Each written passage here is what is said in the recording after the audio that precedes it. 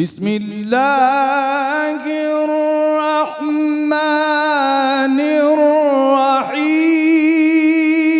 الرحيم بناوي خداي بخشن دو مهربان بناوي او خداي كان جاي الرحمة سوز وبزئية إنا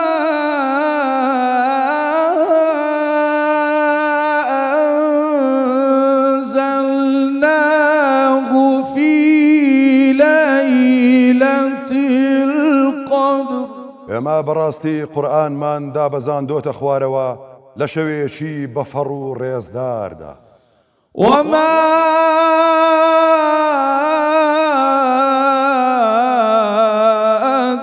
أدراك ما ليلة القدر جاتو تسوزاني شوي بفر كاميو تخير بركتك ليلة القدر خير من 1000 شهر شوي قدري بريز لهزار مانگ ريزدار و خيردار ترا واتا پاداشتي عبادتو خوا پرسي او شوا بسنورا تنزل الملائكة والروح فيها بإذن ربهم من كل أمر لو شودا فريشتكان كجبرائيلي شيان لقلدايا دادا بزن لسر رخصتو مولتي پروردگاريان بجورها فرمان و كار سلام هي حتى مطلع الفجر او شوا آسودي و آشتي و هيمني و رحمة و مهربانيا هتا كاتي بربيان صدق الله العظيم صدق الله العظيم وفيك دستكانت خوش بيت چی بيجم؟ شتا چی بيشا اشتشي بله تشاهد مازن خدا سلامتك كابرا والله هيز ناري اشتشي بله بحلالي لو برنامج لا أو إلا هميان مستفيد ترى قازان ذاك أمنهم ياك قرآن تلو بخيني ياك تفسير تلو بكا دانشي بس والله حقوي أمن أورميان بأخوي دعاء حسابك ما لنا لك. وباغت شو باغ قريب أخوي كسك- شوفوا من لكم كسك- تصوير كردي هذا طبعا ده فروشن كسك دنيرينا وباغت شي انواع واشكال فواكه تيدايا هر فواكه و تامتشا زنابشتان كاغندريني جروتر وبراني بشكامير زنابش هروا بيقومان وهروها بينرانيش دتوانم بڵێم هەر شەوە میوانێک دێ هەر شەوە دەنگێکیان جۆری هەر شەوە مامۆستایەکی ئازیز دێ بە شێوازێک لە شێوازەکان مەسەلەن شریعەتی ئیسلام بەیان دەکە یاخود هەر پرسیارێک شتێکە یاخود هەر شەوێک دکتۆرێک دێ یعنی ئەو بینەر يعني بەڕاستی أجي تشتكم تدون بینەر زۆر مستەفیدە لەو بەرنامە أمنيش تشتكم لو باخيا طبعا ئەتر بەخۆت گوڵی بەرنامەیە براستي أو يعني از بجم یک شوان برنامه اكو او افشواز بحث كنش بليكو شباب بيستوي كي الله خدي بخير وعباده زيرة الموازن يعني زيرة حساب كتبوما وقالك طيبة تركر هم خواندنات يا قرآني هم جيب تفسير براي من خۆشت ئاگادار بی کاک ژبان ینی بازم دوو خولەک ما بیان شتێکی کەم ماوە دەستمانتەنسیقمان نەبوو يلا تشبكين شناكينا مامۆستا هەندرێن حاضر ادي دويني تورم كرت شريخ بيز قالوش لو يعني بصراحة لما مهمتر زماعتي دنك ودرينر هم كاك عبد الله هم كاك روشگار دستان خوش بي يعني اوانش بو خيرايا هر لما ودو دقة 3 دقة يكسر زۆر ڕاست اشتكاني او صاحبي فكري دليديا من بروديسر روحمي يعني محمد بخصوصي الرهيتو يعني ام الفيري ديوري بس روسي بش كوميري کاک محەممەد جێگای دەستی دیار ارتيش عندك. اكل بش كوميرا همي ما عندنا روسي بني دستي أخوة. تميات خوش بجو السلام عليكم ورحمة الله وبركاته مريوان وامين واحمد وانا وانا جوهري بطلم برا عادي ولا راست وانا سلامکی بکن راسته پاشیوا 21 وی شوازه جان وی شوازه تایبت کواتیا پیشکش کردن ایشلا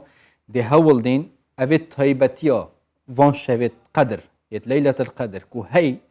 دف خودی و دف پیغمبر صلی الله علیه و سلم و دف همی بسرمان ایشلا امجی بشین تایبت ترکین کاچا و افشا و اصلا تایبت دست بگیری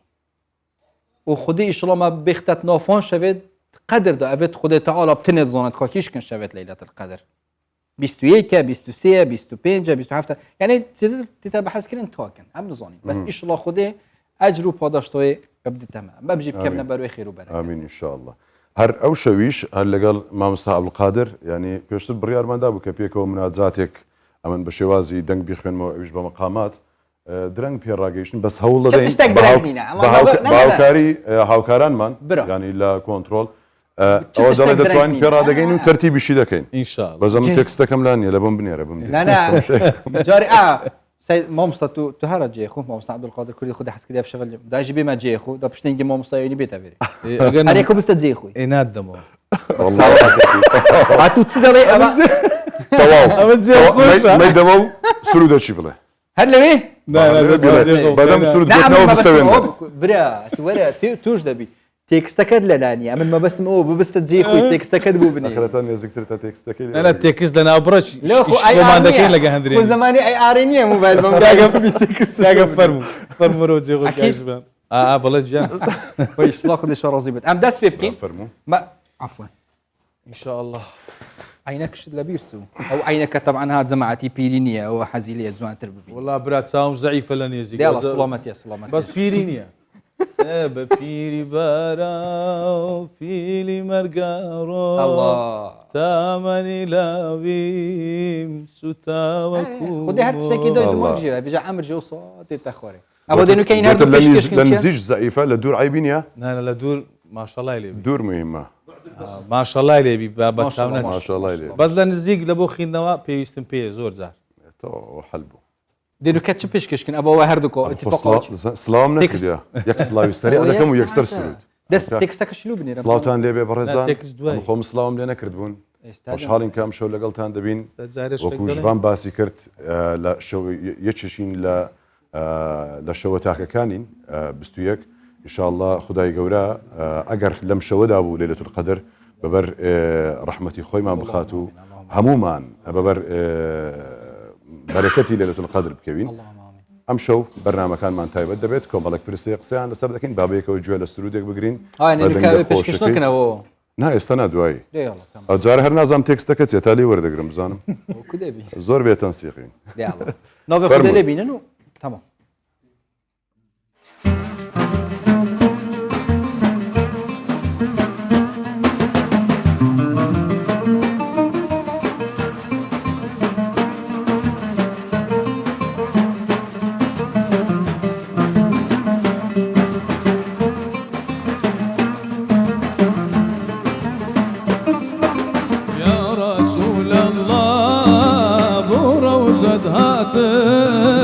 يا رسول الله بروزة هاتم قرباني خاشي برباتم قرباني خاشي برباتم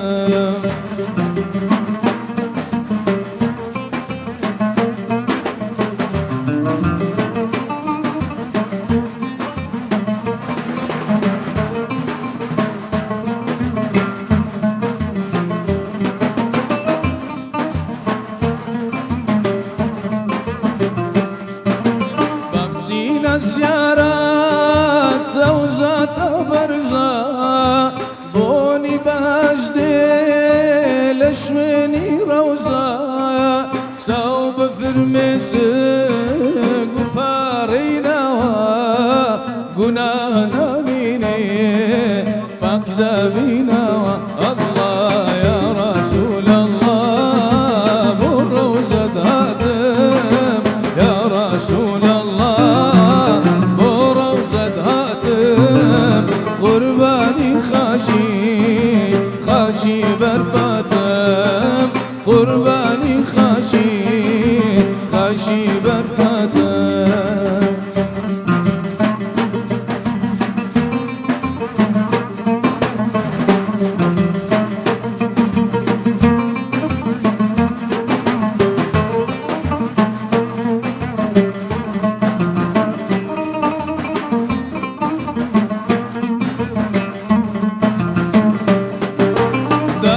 مدينة فەرمانی دەردی دڵی منی پێیە چاو بە فرمێسک دەستم لە دوعا بۆ ڕەحمەتی خودا چاوم لە ڕێیە الله یا رسول الله بۆ ڕەوزەت هاتم یا رسول الله بۆ ڕەوزەت هاتم قوربانی خاشی بەرباتم قوربانی خاشی بەرباتم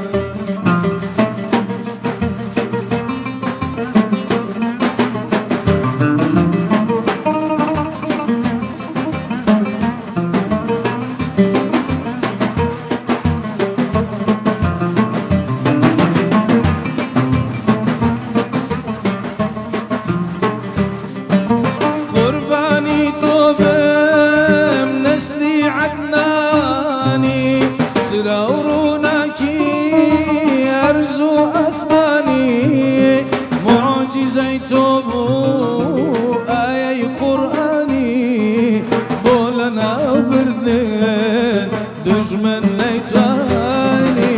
یا رسول الله بۆ ڕەوزەت هاتم یا رسول الله بۆ ڕەوزەت هاتم قوربانی خاشی بەرباتم قوربانی خاشی بەرباتم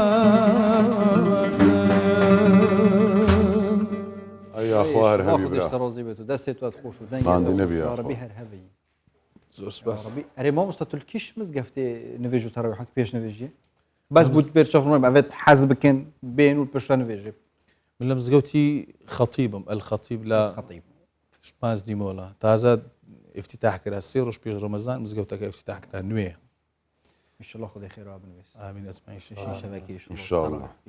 وەرن لە خزمەتانم ئینشاءالله شەوی گەورەمان دەکەن خودای خێرا بنوێستی خۆتان وإنشاءالله خودای بڕسقمێک بێت ئەم پێک بە بچنە مەدینێش یا رب یا رب ئینشاءالله بابەتی ئەف شەوە یعنی نۆف لەیلەتل قەدر دۆ vێت دەستپێکێک هەبێت بۆ vî بابەتی بەس بۆ بابەتێ مەژی گەلەکەی گرنگە پێتڤە هەمی مسلمان زانیاریە سەروی بابەتی وەربگرن ژەما بخێراتنە مامۆستای ئەف شەوە بکەین بزانین کە تێر و تەسەلی بچینەوە زۆر باشە کەواتە داوا دەکەین زۆر بەڕێز شێخ إبراهيم بەرزنجی سلام ورحمة الله ڕێبەری ئەرشاد و توێژینەوە باشن چاوەکەمی سەر بەڵێ بەڵێ فەرمە باشن برا أحوالتان صحة ما تش توقع بيشتري مهمتر ما باشن أحوالتان بخير بياخذ باشن برا خير أحوالتان باشن خير بي سپاس سلامت فرمو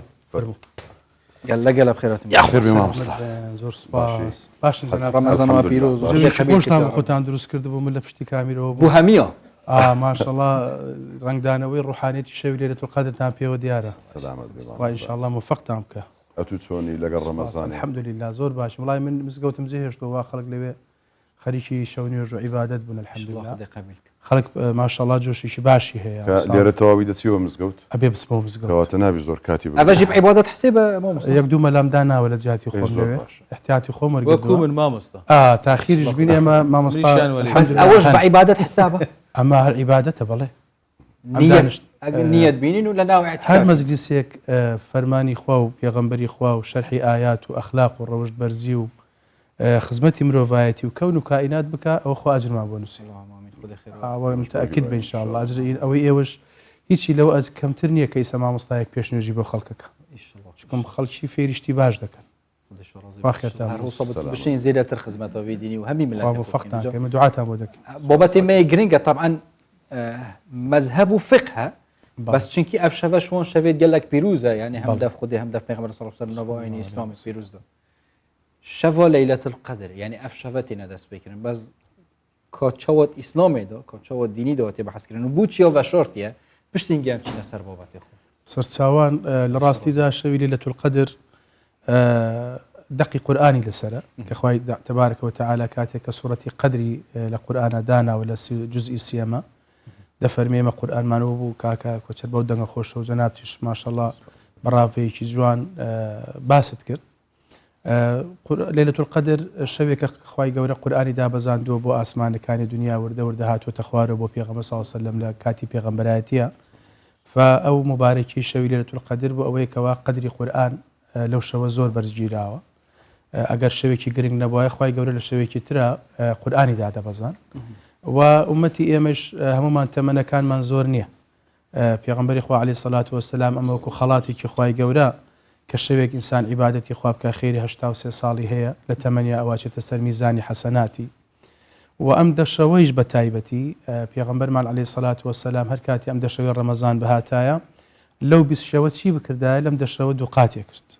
شەو نوێژی بکردایە زیاتری دەکرد هاوکاری هەژار و فەقیری بکردایە دوو قاتێک کرد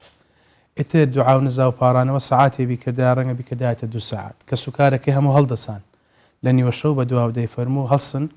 خەریکی عیبادەت بن ئەم دەشەوە لەیلەتول قەدری تایە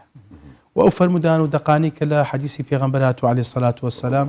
لە قورئانە دەستنیشان نەکراوە شەوی لەیلەتول قەدر چی شەوێکە بەڵام لە فەرمودەکانی پێغەمبەر عەلەیهی سەڵات وەسەلام کە هانی سەحابەکانی دا و هانی ئێمشی دا و فەرموویەتی تەحەڕەو بۆی بگەڕێن لە لەیلەتول قەدر فی العەشر الأواخر لەم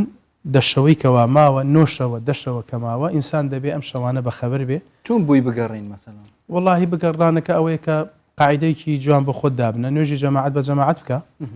لە دوای 12 شەوە تاکو نزیکەی بەرەبەیانیش بەخەبەر بە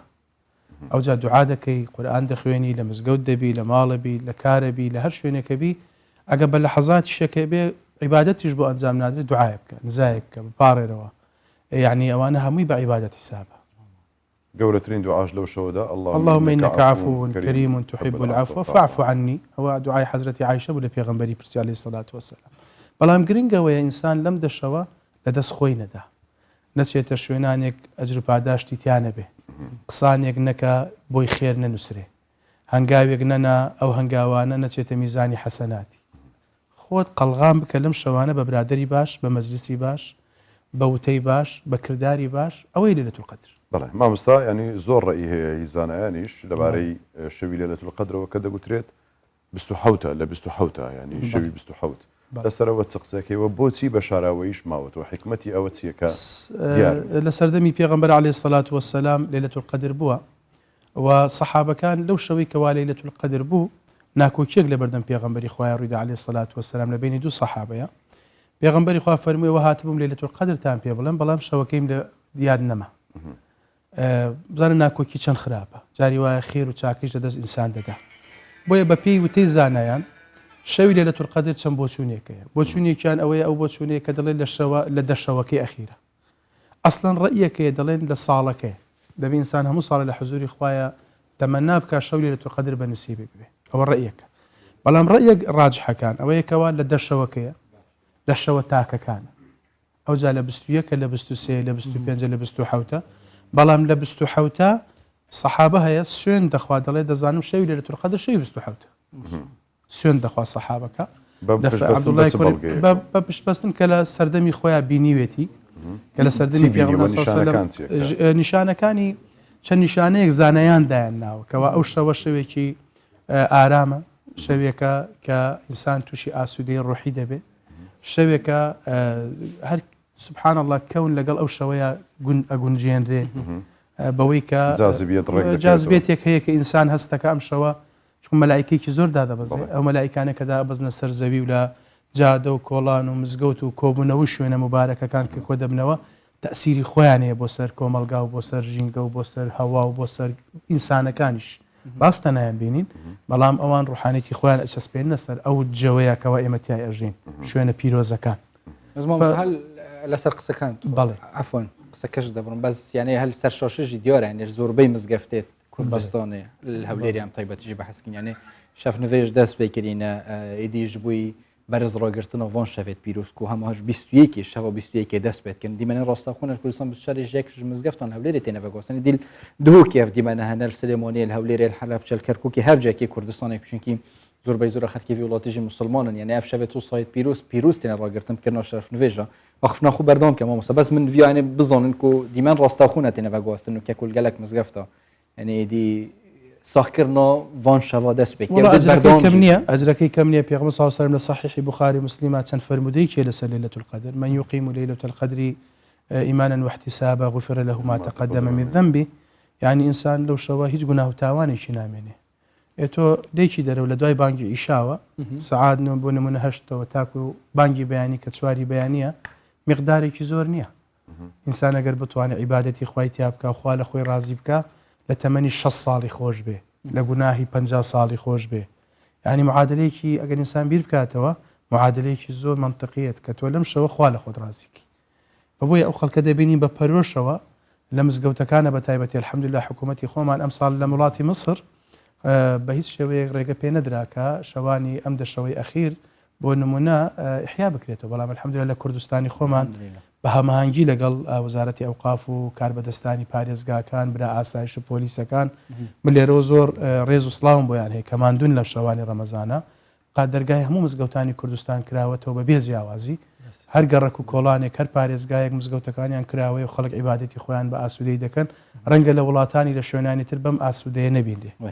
بجا ئەم ژوان شەوێت پیرۆز کومێت نۆدۆینەک و ئیشڵە خودت بوو مەژێ عیبادەت حساب کرد یعنی مەنیەتە خۆینە یدی چکی بژی لە بەرنامەیە ئەم الفێرێ خزمەتێ بکەین ژوی بابەتێ پیرۆز بینە بابەتێکی گرنگ و پیرۆز و مذهب و فقه ئیسلامێدا إن الدين عند الله الإسلام إسلام و دیارە ئەوە قورئانە پیرۆزە ئەوەژی فەرمودێت پێغەمبەری نەسڵ و سەرمن وەختێ تێتە خوارێ ئێدی مەذهب هەر ناوچەیەکە نظام چەند وڵات وارنە دیفەندە مەذهب چەند کام بزانین حکمت مەذهب و فقه چییە و چەند مەذهب مەهەنێت ئیسلامێدا ستا خۆش مامۆستا من زۆر سوپاسی ئەم تەورە لە بەڕێستان دەکەم چونکە بەڕاستی تەورێکی زۆر گرنگ و هەستیارتان هەڵبژاردووە دەنگۆیەک لە ناو مسلمانانە لە مانگی ڕەمەزانە پەیدا بوو کە ئەو مەذهبە ئیسلامیانە چین و مەذاهبە فقیانە چین ئایا جەنابەت و من دەبێ مەذهبێکی ئیسلامی و فقیم هەبێ تا عیبادەتەکانم ئەنجام بدەم من زۆر بە کورتی لەبەر ئەوەی ئەو وەرەقەیە تقریبا نزیکەی 30 مەزدەر زیاتر کۆ کردوێتەوە دراسەم کردووە ئیشم لەسەری کردووە اختصاصی خۆشمە یەکەم دەڵێم ئەم ئاینە ئاینی ئیسلامی پیرۆز بۆ خزمەتی سێ کوچکەیەکی زۆر جوان هاتووە یەک گردونە دوو مرۆڤە سێ ژیانە ئەم ئیسلامە ئەگەر ئەو هاتووە بۆ خزمەتی ئەو سیانە پێکەوە نابێ هیچیان لە هیچیان دابڕێ ئەگەر دینێک ژیان و مەعیشەتی من لەو گردونەی کە دەژیم ژیانی داهاتوو ئێستام فراهەنگ نەکا ئەو دینە دینێکی نقستانە لا سامح الله ئاین ئیسلامی پیرۆز هەر بە هاتنی پێغەمبەر صلی الله علیه و سلم ئەو تێگەشتین بۆ دەقی ڕۆژانەی خەڵکی هەبووە پێغەمبەر صلی الله علیه و سلم خۆی یەکەم کەس بۆ کە فتوای داوەتە خەڵک هەر کەسێک کە عیبادەتی خوا بکە پێویستی بە فتوایە لە سەردەمی پێغەمبەر عەلەیهی سەڵات وسەلام کە ڕۆژانە وحی بۆ دابەزیوە سەحابە بینیوانە خەڵکان پێویستیان بۆ وتیان یا ڕەسوول ئەڵڵا نوێژ چۆن بکەین حەج چۆن بکەین فڵان چۆن بکەین ئەوە چۆن بکەین خۆی وەڵامی داوەتەوە دەقی فەرمووە لە مەجلیسێکا قسەیەکی فەرمووە جاروەها بۆ تێکەشتنی سەحابەکانی خۆی بۆ ئەو دەقەی بەڕێزیان جیاواز بووە بۆ نمونە حەدیثێکمانی لە کتێبە ئوسوولەکانە باز دەکا فەرمووی کەستان نوێژ نەکەن ئینە لە بەنی قوڕەیضە نەبێ ئەوە ڕووداوێک بوو لە پێویست ناکەمە بچمە تەفاسیلێ سەحابەی وا تێگەیشت کە ئیلا بێ لە بەنی قوڕەیضە نوێژە عەسرەکەی بکە مەسافەیەکی زۆر دوورش بوو ناگەیشتن نوێژی نەکرد سەحابەیەکی تروتی نا قەزدەوەی یعنی بە پەلە با بگەین نوێژەکەمان بکەین بەڵام گرنگی کاتەکە بۆ ئێمە مهمە کە زوو بگەینە ئەوێ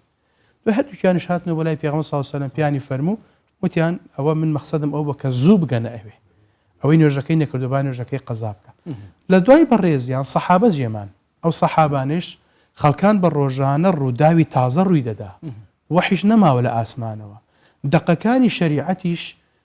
ظەنیە ئێمە پێڵێن ظەنی یعنی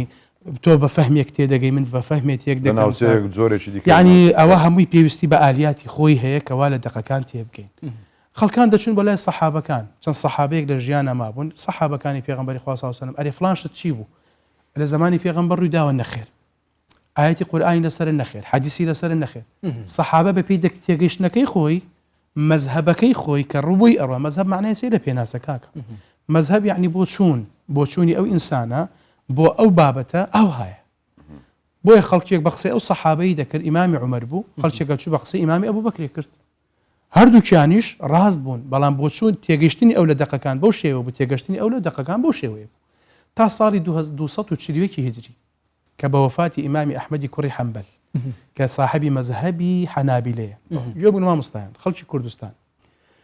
خوای تەبارەکە و تەعالا لە سەردەمی سەحابە و تابعین کە نەمان لە ناو خەڵکە خەڵک پێویستی بەوە بووکەوە فتوای تازەی بۆ بێ چکم دنیا گۆڕا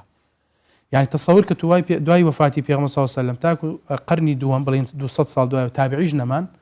ئەم خەڵکە پێویستی بەوە بوو کە تێکەڵ بوون بە عەجەم بە فورس بە تورک بە نازانم چێ سەحابەکان بڵاو بوونەوە لە وڵاتەکان خەڵک هەموو شتی تازە ئەهاتە پێشی لە معاملاتە لە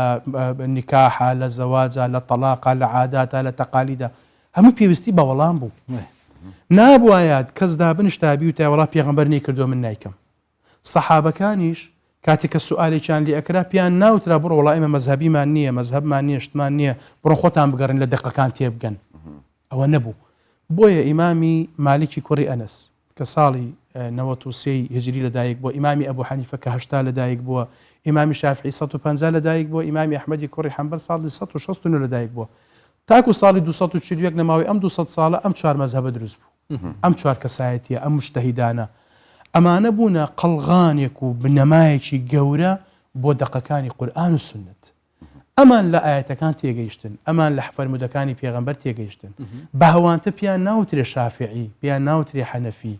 ئەوان لە 500 ئاەتی ئەحکامی قورئانی پیرۆز تێگەیشتون ئەوان لە نێوان 500 فەرمودەی پێغەمبەری خواوە تاکو 3000 فەرمودەی پێغەمبەری خوا کە ئەحادیثی ئەحکامی پێوترێ ئەوان تێگەیشتون لە علمی صرفی علمی نەحوی علمی ئوسولی علمی فقهی علمی حەدیثی علمی سنەی علمی سیرەی ئەسبابی ورودی هەموو ئەوانە دوایەوە ڕەئیان هەبووە تێگەیشتون لە دەقەکە لە کتاب هەبوو بێ کە قورئانە لە سنت نەبوو بێ ڕەئی خۆیان بەکارهێناوە سبحان الله ڕەئی خۆشان هەر لە چوارچێوەی قورئان و سنە بە هیچ شێوە دەرناچێت هەمویان متفقشن با یەک معلوماتی ترتان بدەمێ مامۆستایان خەڵکی کوردستانیش کە مامۆستایان زۆر لە من زاناتر لەم بوارە هەن بەڵام من بەپێی ئەوەی کە خۆم تێگەیشتم سبحان الله ئیمامی عومەری کوڕی خەتاب بووە هۆکار کە شاری کوفە و شاری بەسڕا کاتێک کە ئومەڕای نارد بۆ ئەو مەنتیقانە مەدرسەیەک دروست بوو لەوێ پێوترا مەدرسەی ئەهلی ڕەئی ئیمامی ئەبوو حەنیفە لەوێ اعتمادێک کردە سەر ڕەئی خۆی اعتمادێک کردە سەر ئەوەی کەوا ڕەئی خۆی لەگەڵ ئاەت و حەدیثەکان و قیاسا ڕێک بخا ڕەئی کێدایە کەسێک هات بۆ پرسیار بۆ لای تەمام تەلەبەی هەبوو خەڵکی بۆ پەیدا بوو مەدارسی دانا ئیمامی مالک لە مەدینە بوو ئەو احتمادێک لەسەر فەرمودەی پێغەمبەر صلی الله عليه وسلم چکم ئیمامی عومەر لەوێ ژیا بوو ئیمامی ئەبوبەکر لەوێ ژیا بوو سەحابەکان لەوێ ژیا بوو ئیمامی شافعی کە لە غەزە لەدایک دەبێت لە مصر دەمرێ لە عێراق دەژێ ئەو پیاوە بەڕێزە هەڵسا جەمعی بینی مەدرسەی ڕەئی کرد و جەمعی مەدرسەی حەدیثی ئیمامی کرد کەوا مەذهبێکی بۆ خۆی دانا بەڵام دەرنەچوو لە بنەما ئەساسیەکانی دین من مەفهومێکی زۆر هەڵە هەیە لای خەڵکان بە تایبەتی لە سۆشیال میدیا دەیدێنم وا دەزانن مەذاهیبە ئیسلامیەکان دەرچوونە لە دەقەکانی کتاب و سنە و قورئان مامۆستا ئەوە هاتووە مەسەلەن لە فەرمودەکان لە ئاەتەکانی قورئانی پیرۆز کە دوای وەفاتی مەسەلەن پێغەمبەر صلی الله علیه وسلم یان سەحابەکان کە ڕای خۆتان هەبێ مەذاهبتان هەبی شتێکی وا هەیە یان ئەویش بە شاراوتمان وشەی مەذهبی فقی لە قەرنی چوارەمی ئیسلامیە هجریە ئەو وشەیە کەوتە ناو کتێبەکان و پەرتوکەکانەوە وشەی مەذهب نەبووە بەڵام مەسەلەن ئیمامی ئەبوبەکر ئیمامی عومەر کە ئەمانەمیان فوقەهای سەحابەن وتویانە پێغەمبەر صلی الله علیه وسلم خۆی مەعاذی کوڕی جەبەلی نارد بۆ خەڵکی یەمەن وتیا مەعاذ ئەگەر نارتم بۆ ئەوێ سوالێکیان لێت کرد ئەگەر چی جوان وەڵامە دیتوتی یا ڕەسوڵ الله ئەگەرم ئەگەر لە قورئانە هەبوو جواب دەدەمەوە ئەگەر لە قورئان دەسم نەکەوت لە فەرمودەی جەنابەت ئەگەر لە فەرمودەی جەناب دەسم نەکەوت لە فتوای جەنابەت ئەگەر هیچم دەست نەکەوت ئەخذ بڕەئی بەڕەئی خۆم لەو دەقانە تێدەگەم و ئیشەکەیان بۆ حەلەکەم پێغەمبەر صلی الله علیه وسلم فەرمی الحمد لله الذي وفق رسول الله رسول الله يعني درست يعني پێغەمبەر خوا لەوێ ئیزنی پێدا کە مجتەهید بێ مامۆستا من حەز دەکەم دوو مستەلاحەیە زۆر جایکەنەوە تمام زانایانی ئوسوڵ متفقن کە لە دنیاە کە ئینسان کە مکەلەف و ئیسلام هەمووان مکەلەفین بە نوێژ بە ڕۆژوو بە عیبادەت پێمان دەوترێ مکەلەف متفقن کە دوو جۆرن جۆرێکیان پێی دەوترێ مجتەهید جۆرێکیان پێی دەوترێ مقلد مجتەهید کێیە مجتەهید من ئەوە باسم کرد ئیمامی شافعیە ئیمامی شافعی ئیمامی ئەحمەد لیان پرسیوتیان کێ هەیە فتوا بدا و جواب داتەوە مجتەهید ئەوی وتی وڵی چێتان پێ باشە و تێبێ 100,000 حەدیثی لەبەر بێ وتی ناوەڵە منەوەم پێ قبوڵ نییە وتیانەی چەندێ و تێبێ 300,000 حەدیث بزانێ چۆن نییە چییە لەکووە هاتووە صحیحە ضعیفە باشە خراپە ئەحکامەکەی هەنیشتی ئاسانێ یعنی کە باسی ئیمامی شافعیەکەن ئێمە ئیمامی شافعی کاتێکەوە لە سەردەمێکا ژیاوە پێش 1200 ساڵ بەلە ئێستا لەو سەردەمە ئیمامی شافعی کتێبی تەلیف کردووە علمی داناوە علم ئێستا لێرە جایزەی نۆبلیانەدا پێی لەم سەردەمە يعني علمي أصولي فقه إمام الشافعي دايناوه علمي أو مذهبي كخوي تأسيس كرو حفظ دبنا ما يبودانا وهج دبنا ما يبودانا أو جا مجتهد شيء زانيان دل مجتهد أو كسي كخوي لدقاقات يدك بيوستي بكسي يجني بوشي بكاته كخوي ملكي هي خوي خوا بيدراوه خوي زيرك دتواني أحكام الشرع كان زياب كاته أو بيوزني تقليد بكا بيوزني لا سايب كاته بلام خلشي كتري مقلدي بي أو كسي كلو دقيهاتوت بردسي أحل الله البيع وحرم الربا لو تناقا دبي أو مجتهدة بو يشي بكاتو دبي بتيت الرأي أو مجتهدة بو كواب زانت شي وتو لو دقيها بقصيبك باشان ديليتو دبيت مقلد باشان بقصيد كرد عفو كبقصي كرد دبيت مقلدي أو كسا رأيكي بحسنتك أو زال لوي أو مقلدة علماء أمتي محمد المصطفى صلى الله عليه وسلم إمامي ابن رشد إمامي جلال الدين محلي إمامي شيء محمود كتاب الشرع كان هي متفق كلا أهل السنة إما شوار مذهب معني مذهب كاني يكم مذهب كدا مزرعة الإسلام هموشيان لعقيدة متفق لبنما لمليون يكو 250,000 مسألة خلافي فرعي كهيد زررك بو إيمان وقيامة وقبر مانية ناكوكي شي ما مستعين أخذ تأكيد لو بكينو ناكوكي هاوكاري يكتري بو آسان كردنەوەی ژیانە ناکۆکی جایەتی کردن یەکتری نیە ئیمامی شافعی قسەی کرد بە ئیمامی ئەبوو حەنیفە پێچەوانی ئەو بدا بڵێ من ڕقم لەوە ئەوان هاوکاری تۆ ڕێی بۆ حەج تۆ دەڕۆی ژن دێنی جەنابتان ڕەنگە ئەوەی کە ژین هاوەر بێ لێرە ئەگەر نەچوو بێتە سەر مەزهەبێ ژنەکەی خۆت مارێکی دروست نییە دەبێ ئیلا لەسەر مەزهەبێک ماریت کرد بێ بۆ چوتە سەر ئەو مەزهەبە لەبەر ئەو مەزهەبە پێمانی فەرمووە ئەوە خی گەورە بەس فەرموویەتی لەسەر ئەوە بکەن مامۆستا بوو بەس ئەو شتەوە بکەم لەبەرەوەی لە قورئان و لە سونەتا پێمان وتراوە کە ژن هاوردن دروستە بەڵام پێمان نەوتراوە ئەرکانی چییە بەچی بەتاڵە بێ بەچی مقدمە چییە مارەی چییە سیغەی چییە شایەت چییە ئەمە چییە هەمووی ئەم مجتەهیدانە کۆیان کردو بەس ئەو فکرێ ئەمەوێ بگەێنم پێشەوەی پرسیارەکە جەناب بکەی ئەنجا ئەو مقەلیدە زانایانی ئومەت دەڵێن دوو ڕەئیان هەیە ڕەئیەکیان دەڵێن دەبێ هەموو ئینسانێک اتباعی مەزهەبێکی مجتەهیدێ بکە مثلا مني ملا شيخ إبراهيم اتباعي مذهبي إمامي شافعي دكم لبرو إمامي شافعي دبينم بو جياني من وكو تاككس زور آسان كاريم بو دكا لكرينا لفرشتنا لنوجة لعباداتا لهم أحكامي خيزانة بو من زور باش بس جنابت والله من مذهبي حنبلي بو من زور قنجاوة لبر أو أسبابانا أو رأيكم دبي همو إنسانيك مذهبي كيف رأي دوم إمامي نووي واب فرمي إمامي ابن عابدين لحنفي كان وهذا فرمي أولا سر رأي دومن دلين دبي همو إنسان يك شرط نية بو همو مسألة كاني يك مذهبي دكري لزور مذهب لزور بو من المعاملات من بالشافعي كم لزواج حنبلي ديك بشرط نبي بري لما مذهب اشتكال قريتو لو اشتكال قريتو لو اشتكال بقريتو بلي كاما آسان وكاما ما بس إنسان بطبيعته إنسان دك يعني بدو خوي هبوني خلاف بوسيا يعني كذا قلت لي الرحمة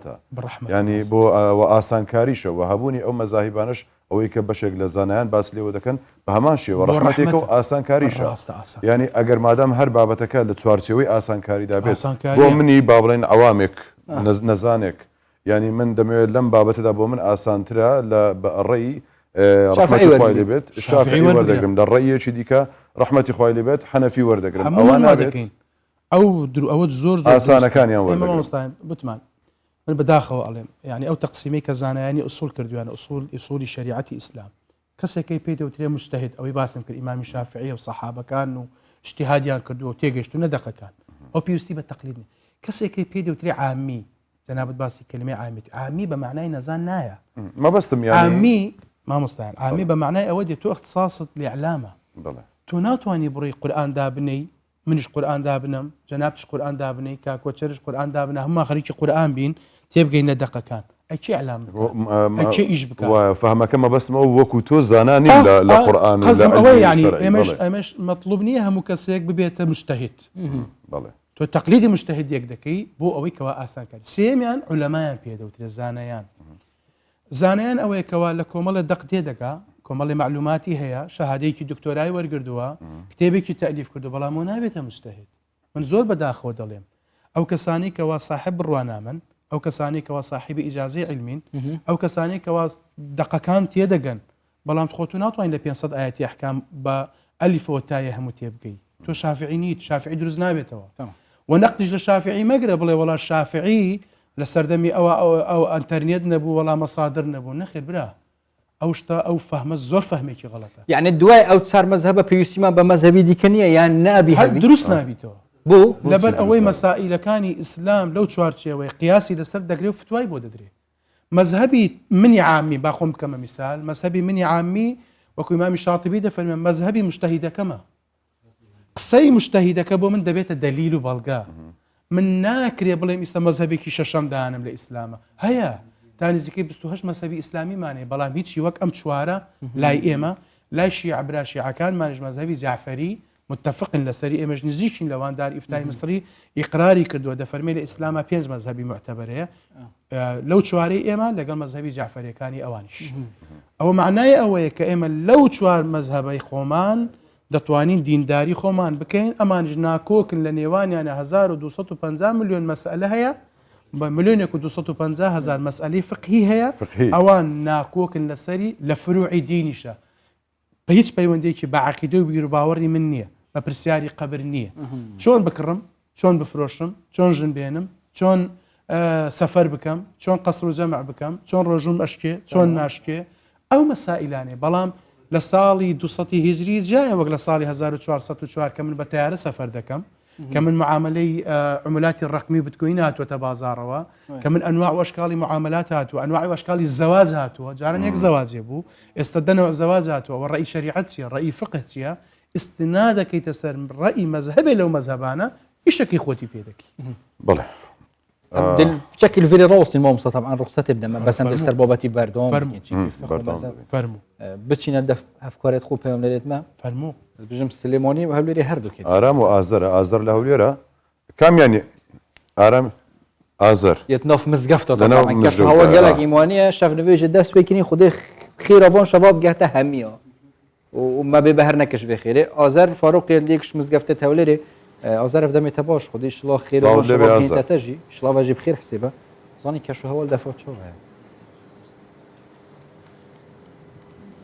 بله صلاة النبي إيميل هيك لما زكوت كان يشيرين ديرة هولاتيان هاتون ديرة أم شو يكم شيء ليلة قدر هولاتيان هاتون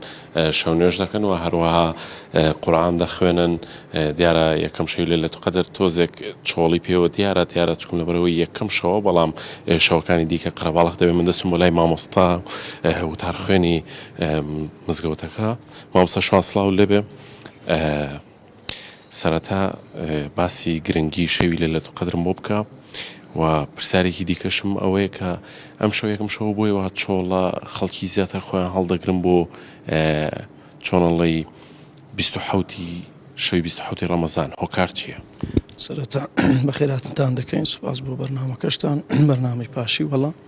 طبعا ئەم شەو سەرەتای شەوی دەشەوەکەی کۆتاییە لەوانەیە لەبەرەوە ساڵانی ڕابردوو شەروە بۆ بیدایەتەکان ساڵەکان بیدایەتی سەبر قەڵە باڵغتر دەبیتن و هەروەکۆی جەنابیش دەزانین لە 27 لە هەموو شەوەکانی پێشووی قەڵە باڵغتر دەبێتن بەڵێ گرنگی ئەم شەوم بۆ باسکەی ئەم شەوە طبعا گرنگەکەی خوای پەروەردیگار باسی کردیا کە ئینا ئەنزەلناه فی لەیلەة القەدر إلى آخر ئاەتی خوای پەروەردیگار ئەو شەوە لەناو هەموو ساڵەکاندا تەنها یەک شەومان هەیە کە پێ بگوترێ شەوی ڕێز کە لە قورئاندا باسی کردیە گرنگەکەی لەوەی تەنها ئەو شەو بە 1000 ساڵە عیبادەت یعنی ئەگەر کەسێک 1000 ساڵ عیبادەتی کرد بێتن لەگەر ئەو شەوەدا بەو شەوە ئەگەر بەبەری بکەوێتن ئینشاء الله و ئەمە تەمەنا دەکەن ئێمەش هەموو مسلمانان بێبەش نەبن لەو خێرەدا و لەو شەوەدا مەلایکەتەکان پۆل دادەبەزن بێگومان مەلایکەتەکانیش کە باز دەکرێت خوای پەروەردیگار لەو شوێنانەدا دەبەزن کە ڕەحمەتی لێ ئاوا پۆل و کە جبریل سەرپەرشتیان دەکاتن و ئەویش لەگەڵیاندا دەبەزێتن بۆیە گرنگێکی تایبەتی هەیە لەو شەوەدا شەوی ئارامیە شەوی سەلامە کە خوای پەروەردیگار دەفەرمێتن سەلامون هیە ئەی هیە سەلام یعنی لەو شەوەدا ئارامی لەو شەوەدا تا بەرە بەیاندا بۆ ئێمەش ئەو ئارامی لەنا ئەو مزگەوتەکاندا دەبینینەوە غەیری مزگەوتەکان هەمووی نا ئارامی ئێستا کە نا ئارامی دەرونی نا ئارامی سیاسی نا ئارامی تەندروستی کۆمەڵایەتی بۆی لەو شەوەدا تەمەنا دەکەن ئەو ئارامی لێرەدا کە هەیە هەمومان تێیدا بەهرەمەند بین و تێیدا بەشدار بین. بەڵێ باشە مامۆستا هەندێک لە هاوڵاتیان زیاتر بۆ شەوە تاکەکانیان ئەی لەسرە ماڵی چی؟ بەڵێ طبعا پێ سەلەم دەشەوەکەی هەر دەشەوەکەی زیندوو کردوتەوە هەر دەشەوەکەی زیندوو کرد بۆ ئەوەی لەو دەشەوەدا لە کام شەوەیان بوو لەیلەتول قەدر بەبێ دوو دڵی بەبێ گومان بەبەری بکەوێتن اینجا لەو دەوەشەدا پێ سەلەم هەر بۆمانی دیاری کردوکەوە لەو دەشەوە لە تاکەکانە لە تاکەکانە بۆیە لە تاکەکانە یعنی بێگومان لەو دەشەوەدا لە هەر دەشەوی نییە لەیلەتول قەدر لە تاکەکاندا لە تاکەکانش لە چەندەمە ئەو عولەما ئیختیلافیان هەیە ئەگەناوەکو یەکلاکەرە و یەکلاکەرەوەنیە کە تەنها 27 لەوانەیە 23 بۆیە باشە بۆچی ئۆکارچێ بەس لە 27 شەوی ڕەمەزاندا یعنی زۆرترین هاوڵاتی ڕوو لە مزگەوتەکانەکە و کاری ئێمە چییە قەناعەتە؟ نەخێر قەناعەت نییە ئەوە ڕەئی هەندێک لە زانانمان هەیە بە ئیجتیهاد کەوا لەیان کۆڵی تۆ دەڵێن 27 ئیدی بۆیە خەڵکەکە زیاتر احتیمام بە 27 وإلا زانانی گەورەی ئێمە دەڵێن هەر دەشەوەکەی دابنیشن پێ سەلەم ئەحیا لەیلەه وئیقەض ئەهلەه وشەد مئزەرەه یعنی ئەو دەشەوەی هەر دەشەوی خۆی دوورخستیتەوە لە خێزانەکانی لە هەموو شتێک تەنها یەک لای کردوتۆ بەوە بۆیە یعنی هیچ مامۆستایەک نەبڵێت تەنها 27 دابنیشن نەخێر دەڵێن لە دەشەوە هەر دەشەو دابنیشن لە دەشەوەکانیش تاکەکان لی دابنیشن جا لەو تاکانە کامەی بەبەرکەوتین ئینشاءالله بەبەرمان دەکەوێتن مەرزنی ئیلا 27 بێتن ئەوە ڕێی بەشێک لە زانایانە کە دەڵێن 27 بۆیە مسلمانە نابی خۆیان تەنها پابند بکەن بەو شەوە دەبینین لە شەوانی ڕابرد و خەڵکانێک بەڕاستی لە دەرەوە لە گەمەنە لە یارینە لە نازانم چینە تەنها 27ەکەی دەچن لە شوێنێکدا دەنیشن بەڕاستی ئەوە لەوانەیە نیان پێکابێت بۆیە وا باشترە لە شەوە تاکەکان هەمووی بۆ ئەوی بەبەریان بکەوێت ئەو خێرە گەورە. بەڵێ مامۆستا ئەگەر بۆ هاوڵاتیانیشی ڕۆمکەیتۆ لەوانەیە هەندێک نەزانن لەم شەوەدا چەند ڕکات نوێژ دەکرێت؟ بەڵێ طبعا قیام الليل چەندی تێیدا بکەی دروستە باشە بەڵام ئێمە مەسەلە مزگەوتەکان زیاتر مەسە ئەمە 11 ڕکعاتی تێدا دەکەین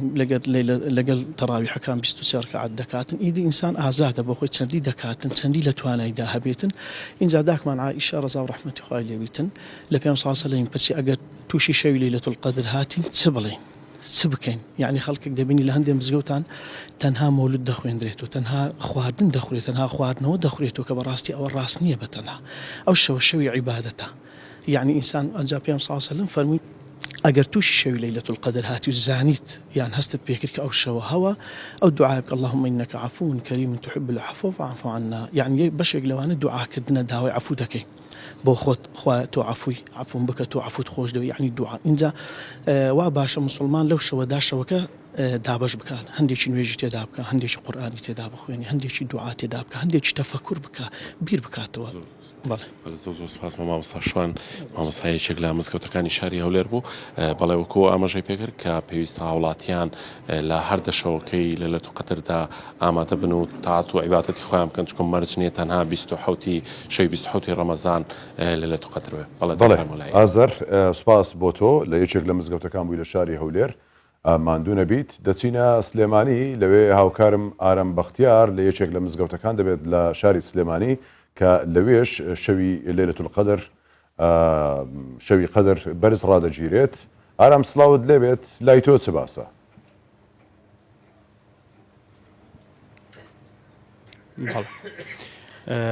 هاوشەوەی شار و شارشەکانی دیکەی هەرێمی کوردستان لە شاری سلێمانیش شەوانی قەدر بەرز ڕادەگیرێت لە بەشێکی زۆر لە مزگەوتەکان لە شاری سلێمانی ئەم میادە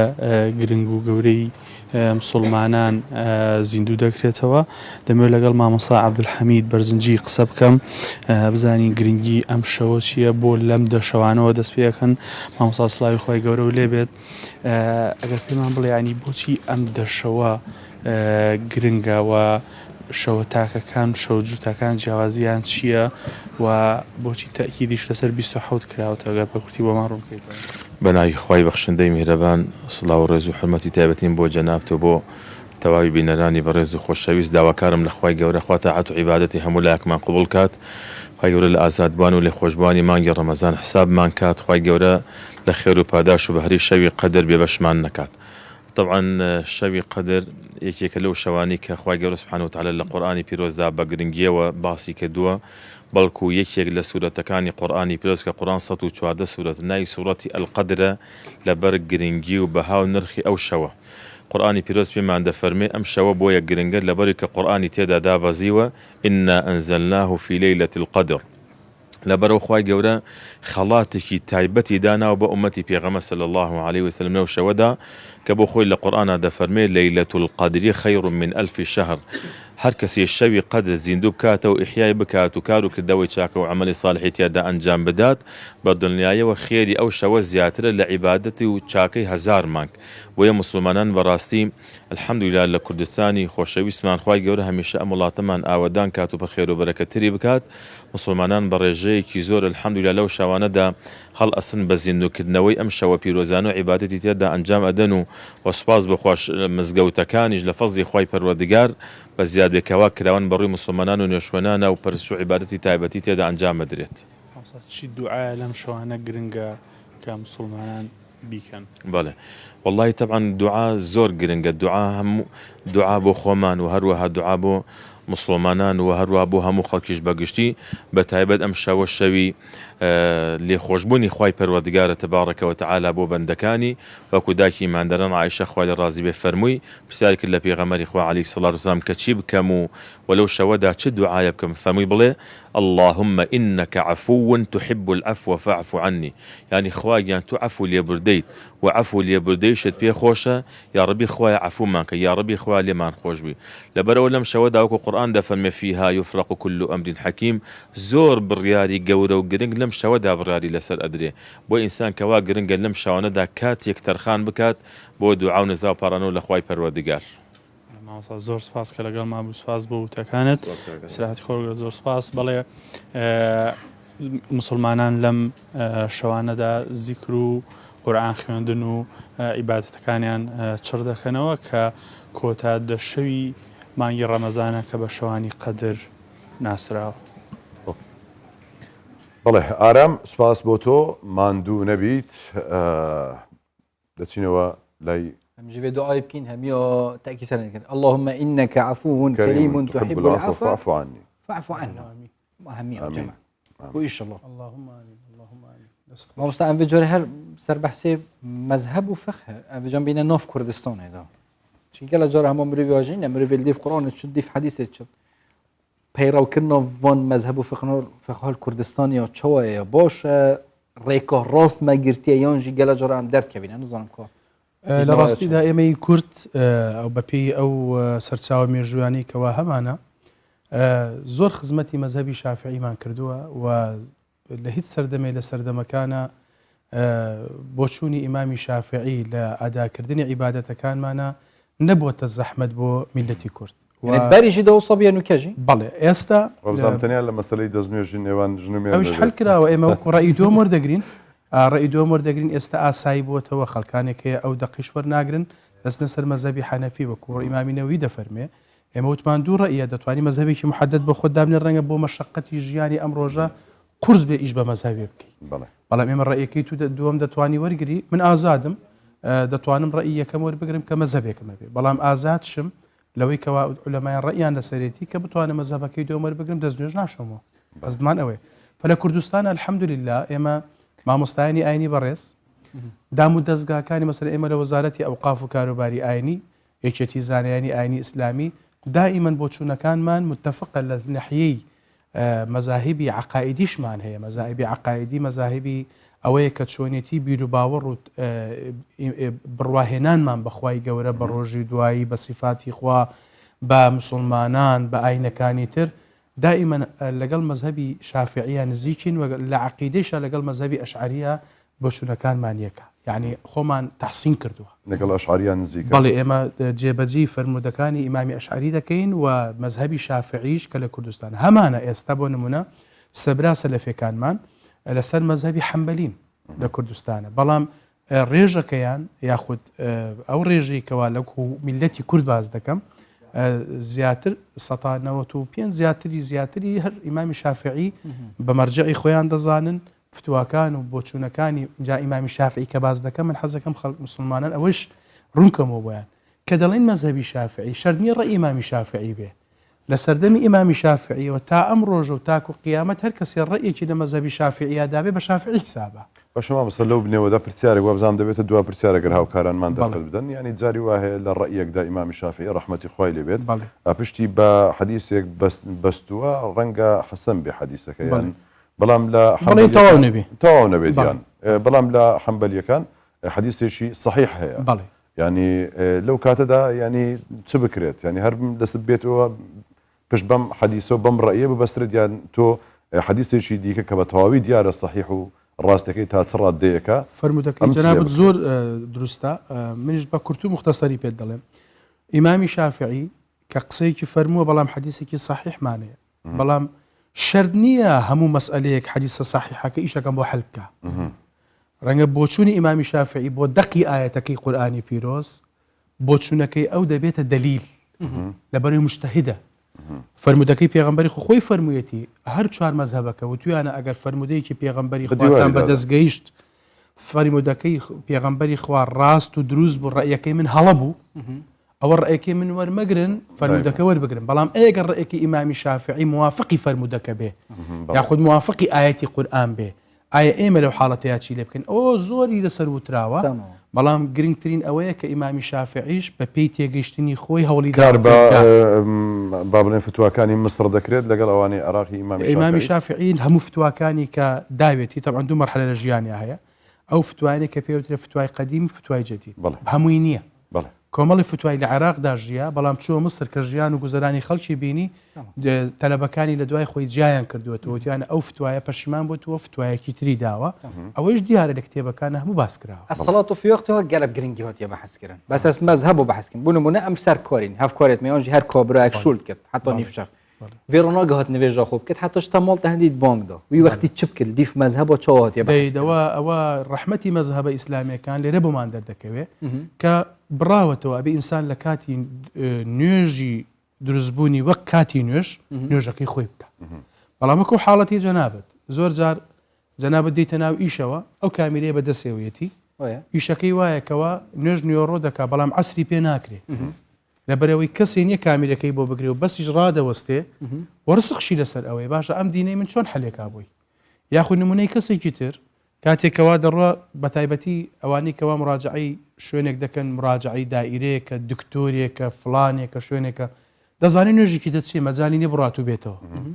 لەو حاڵەتانە زانایانمان ڕەیان وایە کە نوێژی کردی نوێژی نیۆڕۆی خۆی جەمعی بۆ هەیە بەڵام نەکسی ڕۆژەکە هەرسی ڕۆژەکە وا بکە ئەوە هەر هاوکارانم ینی با ئەوەش باس مادام هاوکارانم داوا بۆ لێلەتول قەدر هیچ ئەجرێکمان دەگات ئێمە لێرە وڵای من لای خۆمە فتوایان بۆ دەدەم بۆ مصاحبی فتوایش نیم ئەهلی فتوانیم هەر کەسێک هۆکار بێ بۆ گەیاندنی ئاەتێک فەرمودەیەک وشەیەکی جوان دەنگێکی خۆش یعنی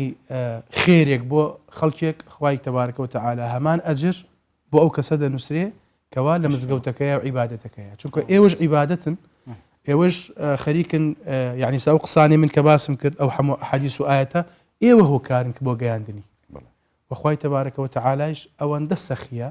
کەسێک کە بە ڕۆژووە خورمایەک دەدیتە دەستی وەخوای گەورە دەفەرمێ خێری ڕۆژۆکەی ئەوم بۆ نووسی لە ئەجرەکەی ئەوش کەمەوە نابێت ئەو کەسانە کە لە مزگەوتەکانن ئێوە سوورەتیان دەگوازنەوە بۆ خەڵکان ئەجرەکەی ئەوان کەم نابێتەوە بەڵام ئێوەش ئەجری ئەوەتان هەیە کە ئەوەتان گواستەوە فدڵتە ئەمین بن هەمووتان ئینشاء الله دوعای خێر بکەن لەم شەو مبارەکەیە خوای گەورە ئەم کوردستانەمان بۆ بپارێزێ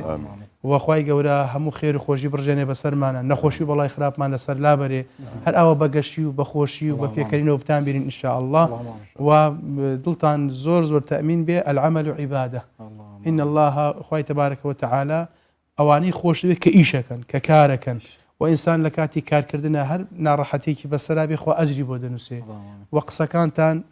الکەلیمەة الطیبە صەدەقە تۆ چەند وشەی جوانت فەرموو جەنابەت چەند وشەی جوانت فەرموو چەند سوورەی جوانی بۆمان خوێندەوە چەند وشەی جوانتان گەیان دەخەڵکان ئەو هەموو سەدەقە و ئەجر و پاداش هەمی بخیر بێت تحسیب کردن مامۆستا گەل ئەخنێت خێری گوتن بجا ئەم مەمنونێتینە خودی شڕازی بێت دووبارە پیرۆز بەتە فەیڤە و شڵە خودی ئەجر و پاداش تێ بوو مەهمی حساب کرد خودی شڕازی بجان وێجارێ بلا هەندە خێر بوو مامۆستا عەبدولقادری گەل خێر بوو هەندە نویسین وێجا وێجارێ بلا هەندە خێر بوو مامۆستا عەبدولقادری بێنە نویسین دەنگی خۆی خۆش گەل جەماعەتێ تشتێکی پێشکەش بکەن خودی خێرا تەماشام دەکەی بەتەنێ دوایە با سەرنجی بینەرانش بۆ ڕابکێشین قەرارە لەگەڵ مامۆستا عەبدولقادر بێکەوە دوێتێک ئەمن ئەو پەخشانە و ئەو شعرە بخوێنمەوە و ئەویش بە مەقامات پێکەوە ئینشاءالله دوای ئەوە ئینشاءالله یا ناوە ئەو نێت سەگدێ دێڵە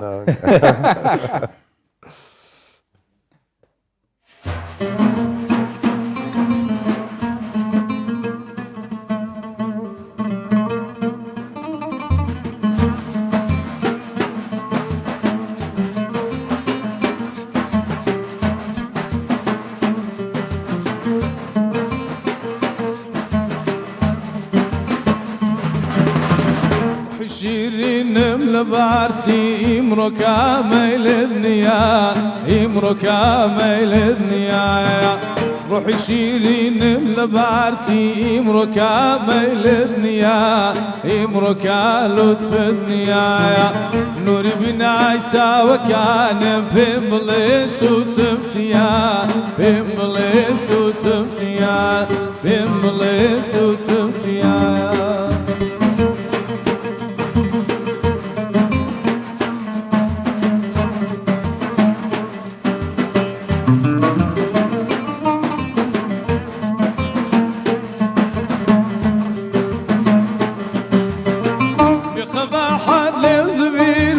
ساكا إصاف ذهبي ساكا إصاف ذهبي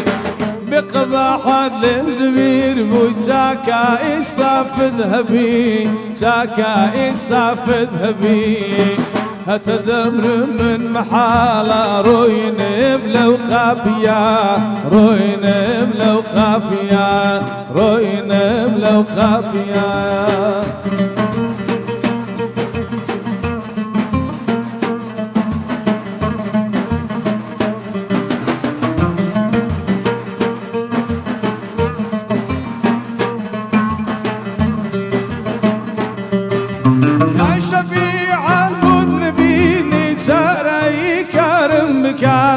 زور پشیمانم علاجی قلبی بیمارم بکا مرهمشی ندرونی و بریندارم بکا رحمشی بوزیر لتو بوساوی خمارم بکا بیم کرم کازم عشق مصدی خمارم بکا بیم کرم کازم عشق مصدی خمارم بکا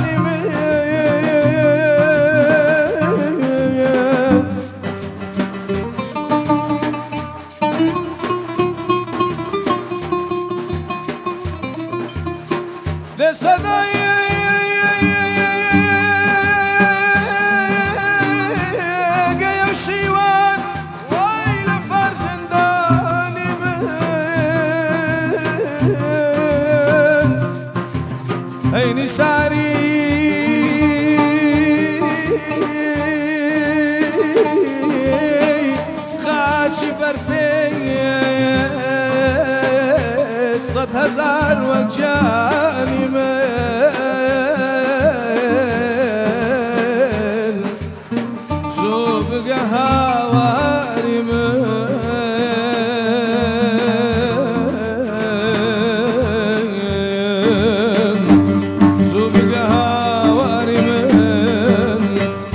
وزعي قلتار بكايا وقت إسرائيل كذب وخزدي قبضي جانما لشكري إبليسي ذب وغارتي إيمان من دي صدايا قياشي وان ويل فارس دانما هاي ساري خاشي بار بصد هزار وقجاني من شو بقى هواني من لو وزعي قلتار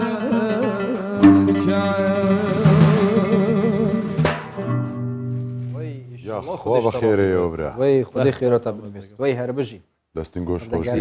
کاگ روان و کاگ احمد هرهبن ما عندي نبن تشتاقي قلق طيبات بي وجا جاري ها ما مستبرين يقول بي من دهي ميفانا كطيبات ما هبي كاك سامي كلا تشتد باديني قلتم وجا بومر رسالة فركر قلت وجا نبيجا ما تسيد باديني بيجا انا بيجا گوتم بە کەس مەڵێ بادی لۆ بێت دوینە شوی هەندیان لۆ گوتی او زهن بخوشيش قوتي وجا سبحان الله گەرمی کردبوو باشی گەرم کرد ماشاءالله والله رئيس الله بالله صدفة اف شباب ما كسكيدي هي بس نر استوديو او خو خلقي روجاوي كردستان افكارت ما باكج اكد گل كري او جدين دات استابجت تايبتنا كسكا كبرى كنوي عبد السلام داري اب خو يا روجاوي كردستان خلقي قامش لويا اول سر وقت خو وقت زاروك بيا چونكي بحكم كي بابي مالا بيا هل بستو اوازت صوفيا قال كي تقولين شاف بيريت كويت رمضان بنج دربي رمضان وصا قال جرا والله نظن قلت افا دي الله چنين فرق او جينغاتي دارا قال كاريگري سرگري بحكم كي بابي مالا بيا قال جرا هل بستو اوازت صوفيا خواندين و بيك و شفت خوش در باز كرين بس الملاي الجزيري طيبتي جت مالا الجزيري وجانو ك او بروجي شب دفي بت ينجيب صاصي بت قال لك الشعر هل بستت مالا الجزيري اجبر كرين و اوت بيجت يعني قال لك جرينجي بيد تكون بيجت فيت ام جرينجي بيد چونكي اما كست وك مالا الجزيري بنيات نريت ويجيا كردي بينه كدا بچين همش گوي خوب دينوي قال دافي اف شفت صا اوتوي زاروكيني در باز كرين قال باب خوي مالا ان شاء الله خودش راضي بت خدای خيرای بنويست او نكت هو در باز ببينين گر لؤلؤ منثوري جنظمي تو دخوازي ورشعري مليبين تبي شيرازي چه حاجت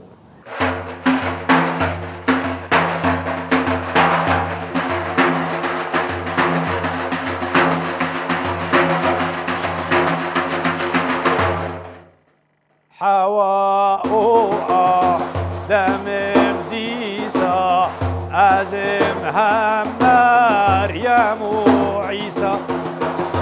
سليمان وبلقيسا عشقنا حوم يا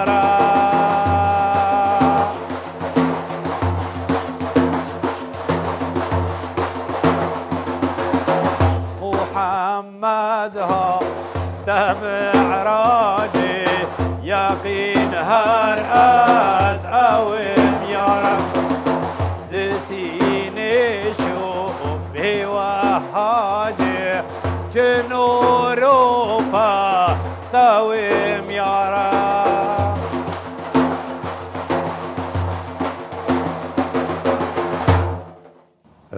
از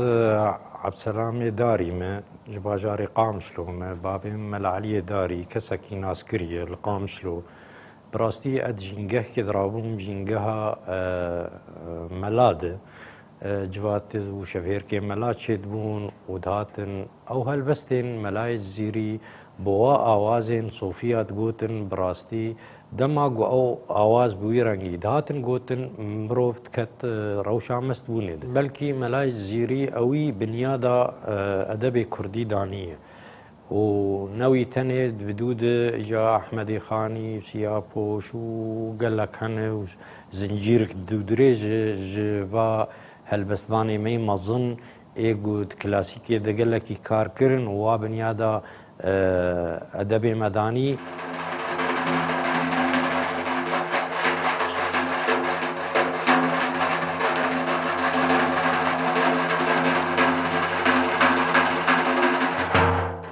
چون بغدای و چار درینا و یار باز و باز هر چار دری القبلتینا و یار باز و باز عبد القادر ستو نادينا ويا رباز وباز كسي وكوي من نادينا ويا رباز وباز شيخ مقيلاني قيلاني قيلاني غوث مقيلاني قيلاني قيلاني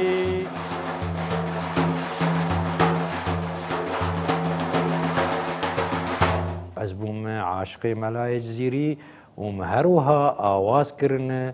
به سازار تیگوتن و مبلاوی کرن براستی مرمام جویه که کو ملای جزیری دنگیوی بگه ملت ما هروها نه ملت ما تنه ام تخوازن اف کسی وصا آستکی بلند دویجه ده و کو ادبا ما بلا کریه ام جبروی به سر بلندن نسر آستا کردات هنی سر آستا روجهلاتا نابین اف کسکی هجایی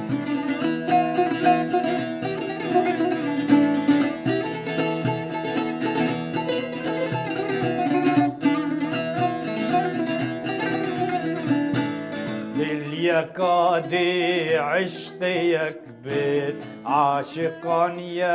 يا ريباس قبل ديك بت قلوبان دل برك دل داري باس قبل ديك بت قلوبان دل برك دل داري باس براستی او د آستکا وصا ده کو کاره برانبری هلبستمانه کی وصا راوسته ام جی کیف خوشن و ام بیتشتی بلاد کن دناب ملت خودم رمام جی اول کو از بالا ملت کرد بکشینم سر ملای جزیری شباب طاري كروجم أز نعيم وخلد ودوجم أز ولكن سيدنا سوجم أز جلا ورابي خوم يا رب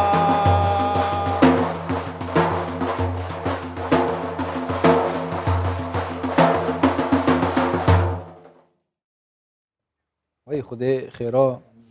ما مصعب سلام شي بنویست خدای جراسی بود آمین بچینت نو بابت تندرستی ده زۆر باش چی گل جارا بابت تندرستی مهی کیم جارا من اینه او جارت مهی جی ام حسکین بابت کی هل بجیرین کو نبتنی گریدای هی و رمضان پیروز بود بلکو گریدای جیان ما گشتی بود کاچاوا ام مفایش نوجدار ور بگرین زیرتر تندرستی خوب پارێز کە خەڵکێکی زۆر پێوەی دەناڵێنن یان تووشەوە حاڵەتە بوونە شێرپەنجە و ئیدی جۆرەکانی شێرپەنجەوەوانە ئەویش بۆ مەبەستە میوانداری زۆر بەڕێز دکتۆرە سۆزان هۆشیار بەڕێوەبەری سەنتەری چارەسەری شێرپەنجەی مەمک لەسەر پرسی خۆپاراستن لە شێرپەنجە و بابەتەکانی شێرپەنجە گفتوگۆ دەکەین بەخێرەوەی دکتۆرە گەلە گەلە بخێراتی و ڕەمەزانەوە پیرۆز خدای قەبیل باش پیرۆز زۆر سپاس حتى چۆنە تەندروستی الحمدلله لەگەڵ ڕەمەزانێ باشی باش الحمدلله ئەوە تاوە تێمان پەڕان ئەرێ والله جا دکتۆر ئەمە بچینێتەوە بابەتێک گرنگ و وی سەردەمی و پسپۆریاوەک و شێرپەنجە مەمەک یا سینگیە و زیرەتر گرێدایی وسا باوە ژن و کچن بەس ئەس باوەر کەم زەڵامژی هەنە زەلام شێ بڵێ ئەم جارێ ڕەوشە کوردستانی بەحەس بکەین یا چۆوە یا مەترسیدارە گرێدای توشبینە شێرپەنجە سینگی یانژی باشە یعنی کۆنتڕۆلکردنەوەی ئەفسانە هەیە خۆی بە گشتی باسی بکەین شێرپەنجەی مەمەک ئێستا لە عالەم ویتە یەکەم شێرپەنجە پێشتر شێرپەنجەی سیەکان پێشتر بوو بڵێن یەکەم بوو بەس ئێستا لە هەموو عالم لە کوردستانی شێرپەنجەی مەمەک بەداخەوە ویتە یەکەم شێرپەنجە کە دەبتە هۆکاری مردن ماشە لە ئاستەکەشی دەتانم پێت بڵێم لە قۆناغەکی مەترسیدار نییە ئەمە دەتوانین بە چەند خاڵک لێرە ڕۆنی کەینەوە هەمووها لە کلینیکیان لە نەخۆشخانە بتوانین تا ڕادەیەک هاوکاری هاوڵاتیان بین ئاگان لە تەندروستی خۆیان بی و ئەو خاڵانەی کە بۆیان ڕۆن دەکەینەوە زۆر کەس هێ نایزانێ کە بۆی ڕۆن بۆ لەوانەیە ئاگای زیاتر گرنگی بە تەندروستی خۆی بداتن زووتر پشکنینەکان کە ئێستا باسی دەکەین بۆچی زۆر بیە یعنی جیهانی هەمیە کولپلەیەکەم تێ سەبەب چیە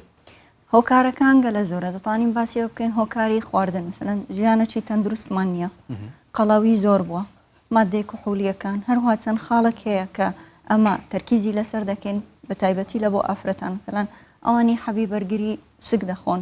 دەبی ئەوانە لەلایەن ڕێنیمای پزیشکە وەربگیرێتن هەروها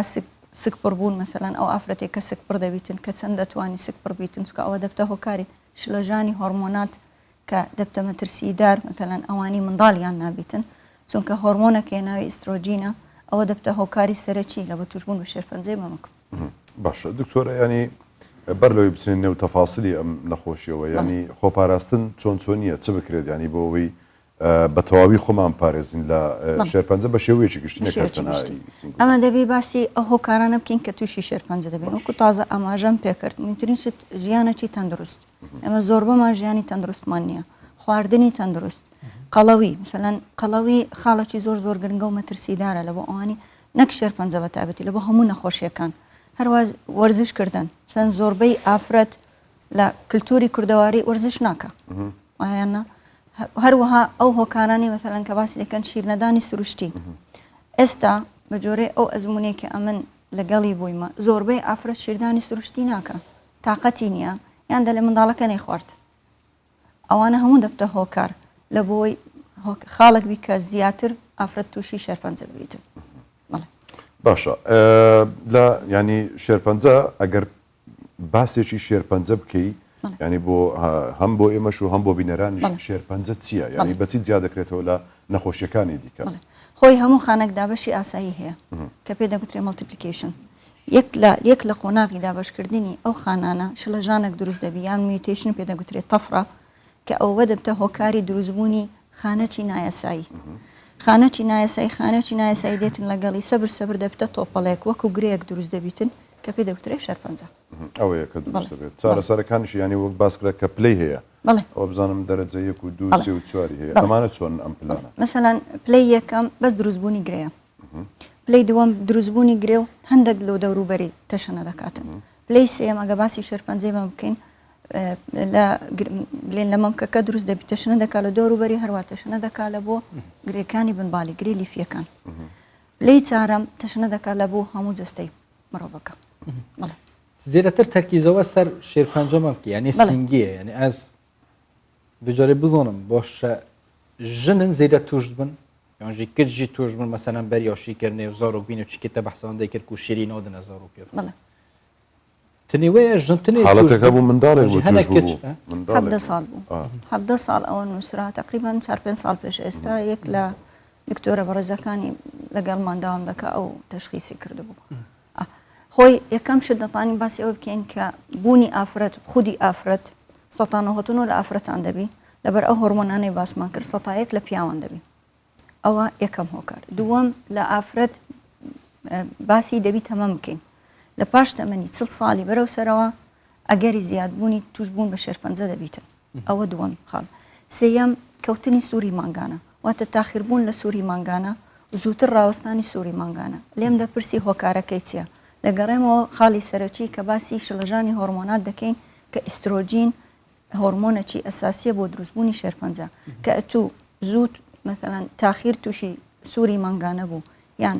لە زووتر سووری مانگانەی ڕاوەستەوەتە سنلیە ئەس ئەو کاتە ئەو هۆرمۆنە زیاتر سەرەکی دەبیتن و کاریگەری زیاتر دەبیتن کە دەبتە شڵەژانی دروستبوونی هۆرمۆنات و کۆنتترۆلی هۆرمۆنات کە دەبتە هۆکارێک بۆ توشبوون تا ئێستاش دەمێ ئاماژە بە شتێک بکەم تا ئێستا هۆکاری سەرەکی لۆ شێرپەنجەی مەمک دیار نییە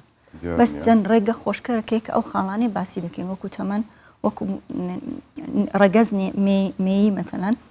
سێەم گوتمان سووری مانگانە کاریگەری هەیە بۆ ماویش کارەگەری هەیە بۆ ماویش دەبی تاکی مەسەرەن تاکی کەسی یەکەم واتە لە داک پێ دەگوترێ فەرست دگری ڕەتف سەکند دگری ڕەتف بۆ مای ئەگەر مەسەلەن لە خانەوادەیەک خوا نەخواستە داکەکەی یان خوشکەکەی توش بوو ئەوانە دەبی دەتوانین بڵێن خانەوادەکی مەترسیدارن دەبی زوو پشکنینی خۆیان بکەن ئەگەر تاکی کەسی دووەم بی دەبتە دەرەجە دووەم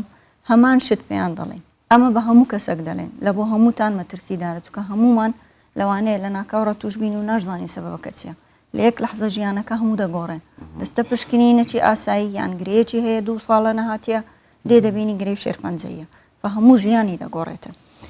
شیردانی سروشتی شیردانی سروشتی لۆ چووکە شیردان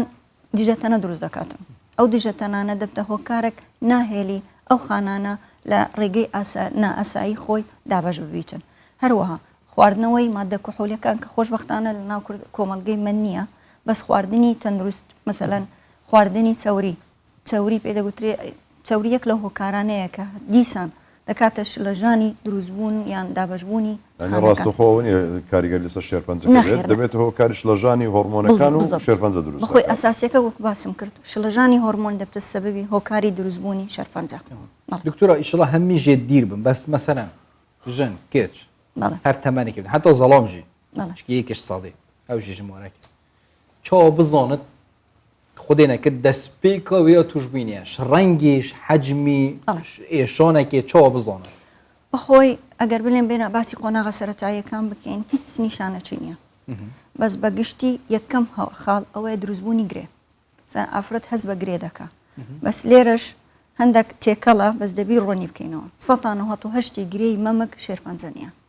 زۆر ئافرەت دێ گرەی هەیە زراوی چوادە ئەم شێرپەنجەم هەیە کە پشکنینەکان لۆ دەکەی دەبینی یان گرێکی لیفیە یان کیسەیە یان هۆکاری شلەژانی هۆرمۆنە یان ئەوانی شیری دەدەن تاخیر شیریدایە لە بۆریەکە ئەستور دەبی وەکو گرێ نیشان دەدەن ئەوە خاڵی یەکەم دروستبوونی گرێ دووەم چورتبوون پوچبوونەوەی چاڵی پێستەکەی یعنی ئەو شوێنێکە گرەیەکەی لێ چورج دەبیتن گۆڕانکاری لەسەر ڕوو دەدا هەروها ڕەنگەکەی دەبینی ئەگەر بەراوردی بکە لەگەر مەمکەکەی دییان لەگەر شوێنەکانی تر دەبینی ڕەنگەکەی تۆزێ دەتوان بڵێن بۆر بووە یان سۆر بووە ینی هەست دەکات ڕەنگەکەی فەرقی هەیە باشە هەروها شلەمەنیەک ئەو شلەمەنی بە تایبەتی ئەگە خوێناوی بیتن لە گۆی مەمکەکەی دێتە دەرێ کە دەیگوشی یانزاروێ لە خەوێ هەڵدەستی دەبینی ستیانەکەی پیس بووە ڕەنگەکەی ڕەنگەچی دەزوان بڵێن قوڕاویە وەکو خوێنە ئەوە لە سینگومان باس کرد بەڵام ئەی بە شێوێکی گشتی ینی لە شوێنەکانی دیکەی جستەی بە هەمان هەریەکە ئەوەی خۆی هەیە چار کەس هەریەکە و تایبەتمەندی خۆی هەیە زەلەن ئیکۆلۆن تایبەتمەندی خۆی هەیە ئیمێشک تایبەتشانەیەکی نیە ئەوە بزانرێت تەنها ئەوەیە بچێت هەر کەسە و شکنینی خۆی بکات بڵێ هەریەکە و تایبەتمەندی خۆی ئەوەی کە باشە لەسەر ینی هەمومان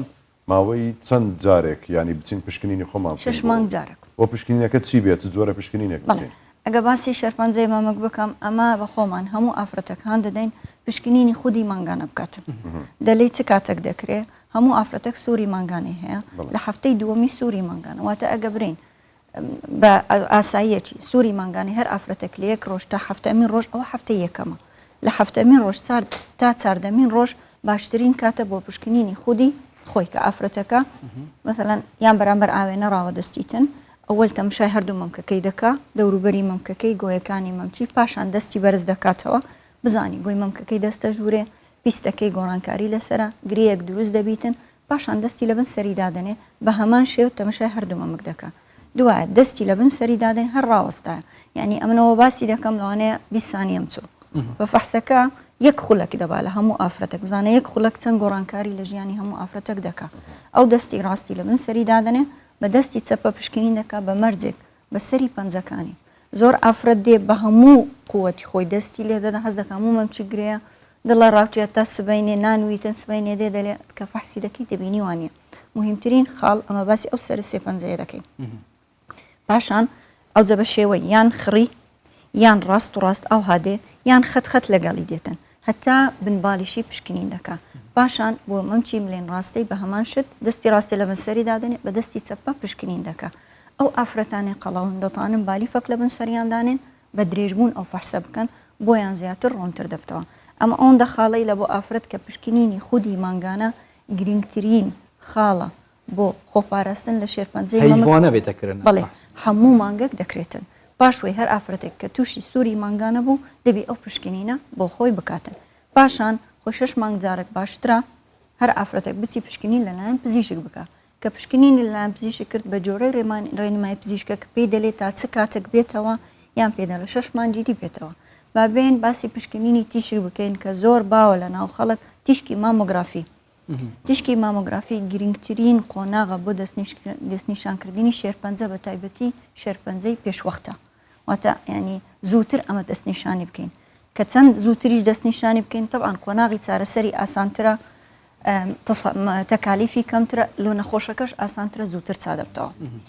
پشکنینی مامۆگرافی بۆ چێ دەکرێتن بە ئەو کەسانی کە تەمەنیان 40 ساڵ بەلەو سەرەوەیە لە 40 ساڵ کەمتر لەبەرەوەی چەوری مەمکەکە ئەوەندە زۆرە جوان دیار نابیتن لە چل ساڵ دەست پێ دەکەن لە بۆی دەکەن بەس ئێستا ئەمە مثلەن نەخۆش هەیە ئێستا دانیشتێتە مشای من دەکە دەلوانێ دکتۆرە لە بۆ من بە 35 کردیان ڕاستە لە 35 لە بۆیم کردیان بەس لەوانەیە گرێی هەبووە لەوانەیە لە خانەوادەکەی هەبووە یان شتێکمان هەبووە گوماناوی بووە مەجبور بووینە بچین ئەوەی لە بکەین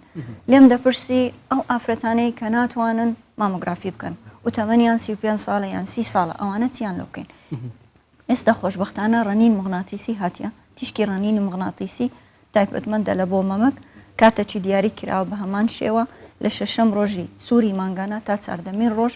ئافرەتەکان ئەوانی پێویستیان پێ پشکنینی تیشکی ڕەنینی مغناتیسیان بۆ دەکەین ئەگەر هەر گۆڕانکارێک هەبی زووتر دەستنیشان دەکرێت دەتوانین زووتر چارەسەری بکەین دکتۆر هەندە تشت هەر تایبەت بژنێ بە مەسەرەن کچۆڤە وەتکن خودی نەکەت ئەو تووشی شێر پەنج سنگی بن مەسەرەن بوونمونە معتەر بوون بۆ بن باڵ و نزانم چ یانژیش بەرکردن یانژینە البەرکردن ژلکێ داخلیت شتێ بسا کاریگەریش سەر کچی بژنێ پێی دەکورێت مثل ئەن فاکت ینی بە ئینگلیزیەکەواتە الحقائق والخرافیات ینی ڕاستی و ناڕاستیەکانی دەربارەی چ تشتن ئەوێت ڕاست و ناڕاستی هاتی نەبوو زۆر باز دەکەن معتەڕی بەکاربێنە معتەر تا ئێستا هیچ ریسێرچێک نییە بڵێ وەڵام معتەڕی بەکارهێنا تووشی شێرپەنجە بوو هەروها لە بەرکردنی ستیان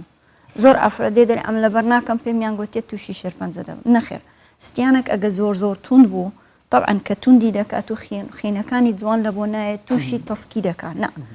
عادەتەن ئەمە بە ئافرەتان دەڵێن ستیانەکی خاص هەیە ئێریازە بە شەوان لەبەریکەن ستیانەکە چەند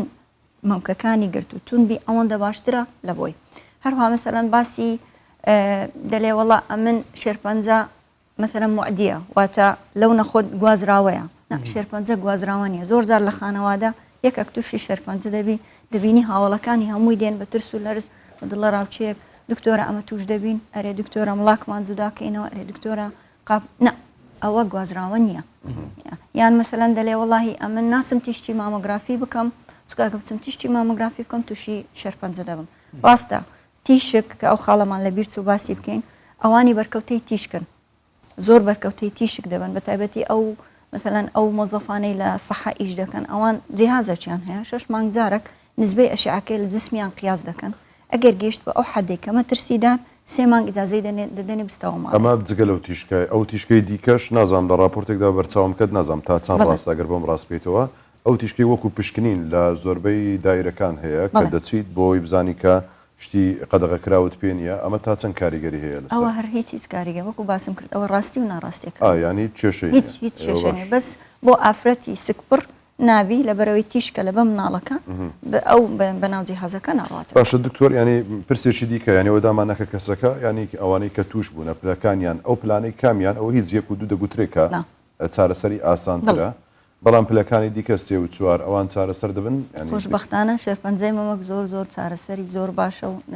نسبەکەشی زۆر باشە ئەم دەتانم بلێم لێرە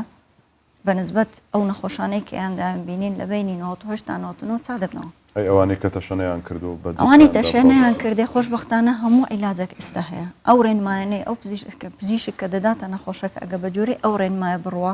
زۆر بە جوانی چارەسەر دەکرێتن و هیچ ئێستا من نەخۆشمان هەیە تەشەنەی کردی ئەوە 5 ساڵیش تەوا کرد کە لەگەر لە کتاب باز بکەین دەڵێت تا 5 ساڵ ناژین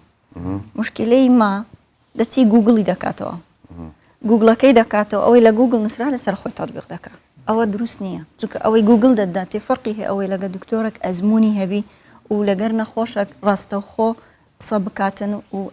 مثلەن چارەسەرەکانی لەگەڵ بکاتن بین باسی پلەکان بکەین خۆی چارەسەرەکەی 3 خاڵە نەشتەرگەریمان هەیە چارەسەری کیمیاییمان هەیە چارەسەری تیشکمان هەیە خۆشبەختانە ئێستا کو لە دەرەوەی وڵات هەیە چارەسەری بایلۆجی یان چارەسەری هۆرمۆنی کە ئێستا هەیە ئەوەش هەیە لە کوردستان لەخوا بەزیاد هەموو نەخۆشک دەبی نەشتەرگەری لۆ بکرێ تەنانەت ئیلا ئەوانەی تەشەنەیان کردی ئەوان قۆناغەکی تایبەتە چارەسەریان تایبەتە بلێ یەکەم و دووەم بە جۆرەی قەبارەی گرێکە ئەگە گرێکمان لە 2 سانتیمتر کەمتر بوو با بڵین یان 2 سانتیمتر بوو قەبارەی مەمکەکەی گەورە بوو ئەو ئافرەتە پێویست ناکە مەمچی هەڵبگیرێ چونکە ئەوە مەترسیدارترین خاڵە لە بۆ ئافرەت پێی بڵێ وەرە ئەمن مەمکەت هەڵدەگرم ئێستا خۆشبەختانە شتێکی دی هاتیەکە ئەوەش هەوکە هاوکارە لە بۆ ئافرەت کەمە مەمچیشمان هەڵگرت جوانکاریمان هەیە واتە ئەو ماسوولکەی پشتی لە بۆی دێنی ئەو جیان لە کاتی نەشتەرگەریەکە یان 6 مانگ تاخیری دەکەیت لەو ساڵک پاشان کە بە هەموو قۆناغەکان تەواو دەبینی ئەو نەخۆشە هیچ شێرپەنجە لە قەلبی نەما ئەتو دەیگەڕێنیەوە بە جۆرەی ئەو مائیدێکە لۆدانە نشتەرگەری جوانکارێکی لۆ دەکەی ئافرەتەکە دەگەڕێتەوە ژیانێکی ئاسایی خۆی وەکو باسمان کرد قەبارەی گرێەکە قەبارەی مەمکەکە ئەوانە پەیوەست دەبن بە زۆری نشتەرگەریکە ئایا مەمکەکەی هەڵگرین یا مەمکەکەی هەڵنەگرین پاشان با بڵێن ئافرەتەک گرەیەکی هەیە 2 سانتیمە لە مەمچیتی لە لای سەرەوەیە دەستمان پێکرد نشتەرگەریمان لۆ کرد دێن گرێەکانی بنباڵی ئایا گرتیتی یان نیگرتیە چکە ئەو پرسیارانەمان هەموو لێ دەپرسرێ هەمووی دێ بەترسی زۆریش هاوڵاتی تەرکیز لەسەر نقطەک دەکات دەرەجە چەندە لە لایمە دەرەنجە گرنگ نییە لە لایمە نەخۆشەکە بێت چارەسەر وەرگری ئەمە چاوەڕێی دەرەجەکە ناکەین ئەمە ڕاوەناستی لەگەڵ نەخۆشەکە دەبین لە هەموو دەرەجەکان لە هەموو قۆناغەکان دەبی لەگەڵ ئەو نەخۆشە بین تا دەیگەینینە شوێنە کە ئەوە مەترسیدار نەما کە شێرپەنجە لە لەشی نەما لۆ گرێەکانی بنوالی نەوە پشکنینەکەیان ئەوە هەیە لە ناو ئەمەلیات لێ دەکرێت پێ دەگوترێت سنتنیلیان ئەو گریانەی بنباڵ دەنێریە زەرە لە کاتی ئەمەلیات پێت دەڵێ ئایا ئەوە شێرپەنجەی تێدا یانە یان جار وێ پێش ئەمەلیاتەکە یان بە تیشک بە دەردەکەوی یانیش بە پشکنینی خانەیی لۆی دەستنیشانیش بکرێتن پێشوی لە بیرمان چوو باسی بکەن چۆن دەستنیشان دەکرێتن یەکەم جار ئەو پشکنین لایەن پزیشکەوە دووەم ئەگە تەمەنەکەی لە 35 یان 40 ساڵ بەرەو سەرەوە بی پشکنینی سۆنار و پشکنینی مامۆگرافی کە بزانین گرەیەکە چۆنە شوێنی چێن دەرە لە کام چکە مەمک عادەتەن دەکرێتە 4 بەش پاشان هەتا بزانین چ جۆرەی شێرپەنجەیە پشکنینی خانەیی لۆ دەکەین یەک خاڵ هەیە لێرە دەمێ ئاماژەی پێ بکەم کە بوورە مەجالتان نادەوێن پرسیار باشتر کە پرسیار ناکەین لەبەر زۆر جوان ڕوونی دەکەین لەبەر ئەوەیە نامانەوێت پرسیار بکەین بەڵێ پشکنینی خانەیی لە بۆ دەکەین پشکنینی خانەی ئەمە دوو جۆرمان هەیە نەوە جۆرەك پێ دەگوترێت کۆڕبایبسی واتە سرنجەکەی تۆزێک گەورەترە بە شێوەی دەبانچەیە وەکو دەبانچە دێتن ئەوی دیش بە سرنجە پێ دەگوترێت فاین نیدل ئەسپەرێشن سایتۆلۆجی واتە لەوی کەمترە ئەوانە ئەگەر مەسەلەن با بڵێن ئافرەتەکە گرێەکانی بنباڵی هەستت کرد گوماناویە فاینی دڵ ئەسپەرێشن لە بۆ گرێەکەی بنباڵی دەکەی بە جۆرەی قەبارەکەی نامێ زۆر بسمە تەفاسیل هەتە لێیان ئەوەدەم بەس بە کورتی و مختصری بە پوختی باسی بکەین گرەیەکەش ئەو کۆڕبایبسیە پارچەی لە خانەکە وەردەگرین دەنێرینە پشکنینی مختبەر لەوێن دەر پشکنینی خانەیی بۆ دەکرێت جۆرەکەمان پێ دەڵێ هەروها گرەی دەکا گرێیت چییە گرێیت باسی جۆری خانەکە دەکاتن یعنی زۆر جار نەخۆش فەحسی یەکەم دەبینتەوە دەبینی گرێیت تو نووسرایان گرێیت تری دەڵێ ئەم دەرەجە سێم هەنە ئەوە دەرەجە نییە هەتا ئەمەلیاتەکە نەکرێت تۆ نازانیت دەرەجەکە بەس گرەی دەکە چیە باسی خانەکەی دەکە ئەمە سێ گرێدمان هەیە گرێید وان واتە خانەکان هەمووی ئاساییە شکلی نەگۆڕایە گرێیت تو خانەی ئاسایی و خانەی نەئاسایی تێدا گرێیت سێ هەموو خانەکان نەئاسایە دکتۆرە فەحز گەلت معقدن ئەو ئەوی دیوەنە پزیشک و پسپۆر جۆرە بەحسی ژنۆ کتاب گشتی بکەین ترس و شەرم ژوێ مەسەلەی وەتکرد وەزعی وەنە خڕۆبتر لێ بێ زۆر بەداخەوە حالەتی نەفسی زۆر زۆر دڵە ڕاوچێ وەکو پێش بەرنامە دەست پێ بکە باسم کرد چەند حاڵاتم لۆ باس کردی ینی دێتن گەیشتە قۆناغێک دەڵێ خاتون لە چێ بوو دێ وڵە دەترسام زیرانم مەم چێ بڕاوە بە ئەملۆمەکەم بڕێتەوە یان مەثەلاً دەڵێ وڵا گرێت هەبیتن هەر وەکو باسم کرد هەستی هەر باسی ئەو مەسلەیە دەکەی زۆر جار نەخۆش بەت ئەوەندە بەترس دێ زەختی دابەزیە ڕەنجی زەرد بووە دەگریە کە دێ هەتا پشکنینەکەی لۆ دەکەی جار وێ دەڵێ ئیلا عائیلەم لەگەڵم هەموو بێنە ژوورێ چونکە ئەوە یا شەرمەکەش پێی عیبە مەسەلاً جیرانەکەی یان برادەرەکەی بزانی ئەو نەخۆشی هەیە و دڵە ڕاوچێش ناچمە پزیشک نەوەک پێم برێ شێرپەنجەم هەیە شەرت نییە تو بێ پزیشک شێرپەنجەت هەبی بەس پشکنینی خۆت دەکەی ئاسوودە دەبی لە هەمیە گرنگترش ئۆخفنەوە دکتۆرە گشتی بۆ هەمیەوە بۆ تایبەتیش بۆ کچژنە دایک و خشکێتمە فەحسا بخۆ بکن هیم خۆ پشکنینە خۆ بکن هەر نەدە نوژدار هەر شەشەی بۆجارە کێڤش هەمیە گرنگترە ئیشڵا هەمیژی پارۆستی بندیری هەمی نەخۆشی تورام گەلە گەلە مەمنونی تۆ دەستخۆشیتان لێ دەکەم زۆر سپاس دەستان خۆش سپاس جەماعەت سەحەتان کووە مەوزوعەکە هات شێرپەنجەیە ناخۆشە معقەدە زۆر هەمیژی پارۆستی بێگومان سوودمان لە دکتۆری وەرگرت بەس خدا هەموو لایەک بپارێزی هەوای ناوەکەی ناخۆش ئیشڵا هەمید پارۆستی بن ویجاژ وی بابەتی بینە دەرێ بینە دەفە شتێکی تایبەت بوومە پێشکەشکن و تە و برای منێ هەندرێن بەسیە بە دەرگای وەفا بکرێتەوە تا بەکەی دڵ لە زیندانی جەفا بکسێتەوە الله ئەکبەر ئەوجا هەر ئەوە ڕێک دەکەوین بزانێت چونکەەوە ئێستا بە گەرمی ئەوە تێستا تێست پرۆفۆمان نەکردیا ئەوەی کە دەیخوێنمەوە ئەوەیە تو دێڵێەوە کەمەک دەوەستین ئەوجا ئەمن بەرستی طبعا جەماعەت ئەوە لە بۆ جەماعەتی ئەوەی وەبی ئاگادار بن ئەوە تەواوە کاک عەبدوڵڵا ڕێکەتن تتن کاک ڕۆژگار تەواوە تەواو یاڵا یەک دوو سێ ئێستا ئەمن دەست پێ دەکەم ئەوجا بەڕێزت بەدەنگە خۆشی بەس باش بیتە ملەحن ئەمنی شتەکەم ماسترۆیەوە مامۆستاڕەوە ئێوە فەقیری بەس قسەی لێ دەبینێ بە حرەکەت ماستر ڕاستە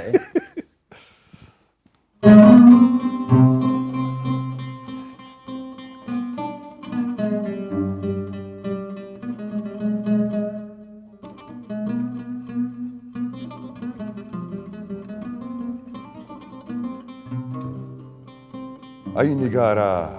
بەسیە با دەرگای وەفا بکرێتەوە تا بەکەی دڵ لە زیندانی جەفا بگزێتەوە سەبری ئەیوبم لەکێ بوو عمری نوحم چۆن ئەبێ 52 ڕۆژێکم ماوە ڕۆح کە چوو نایێتەوە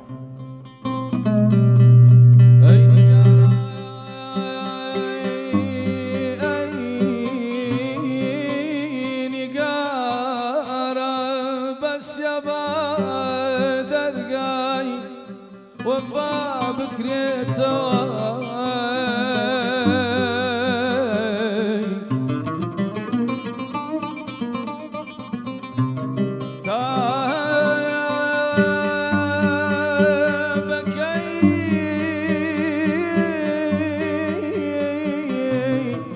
تا بەکەی دڵ لە زیندانی جەفا بکزێتەوە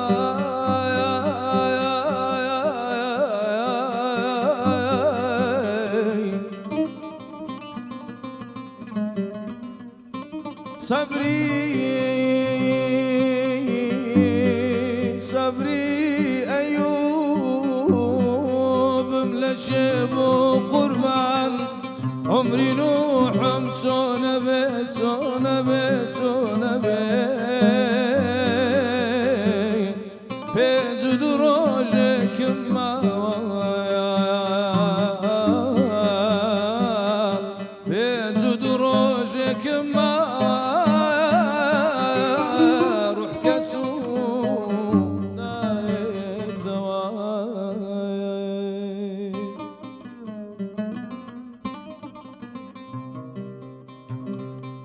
گەر لە ڕووی ڕەحمەوە بێ یا بە عەزمی کوشتنم گەر لە ڕووی ڕەحمەوە بێ یا بە عەزمی کوشتنم ئەی موسڵمانان ڕجاکەن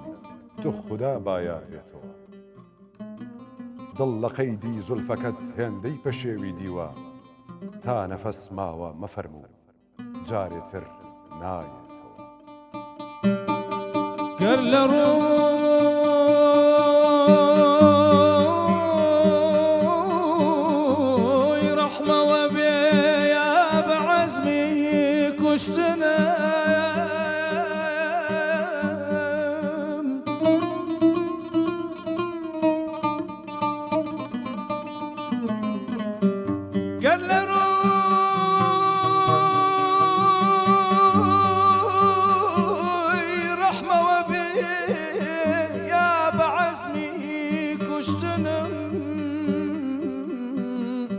أي مسلمانان تو خدا رزاكن بايار بيتواي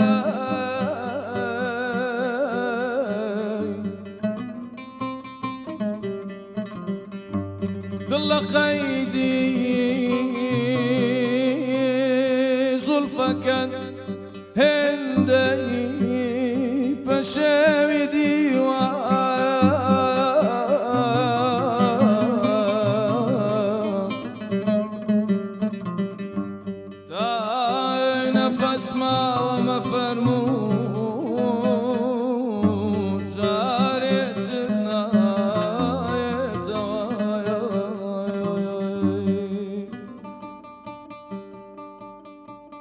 ڕۆژی هیجران تاریە یاخود شەوی بەختی منە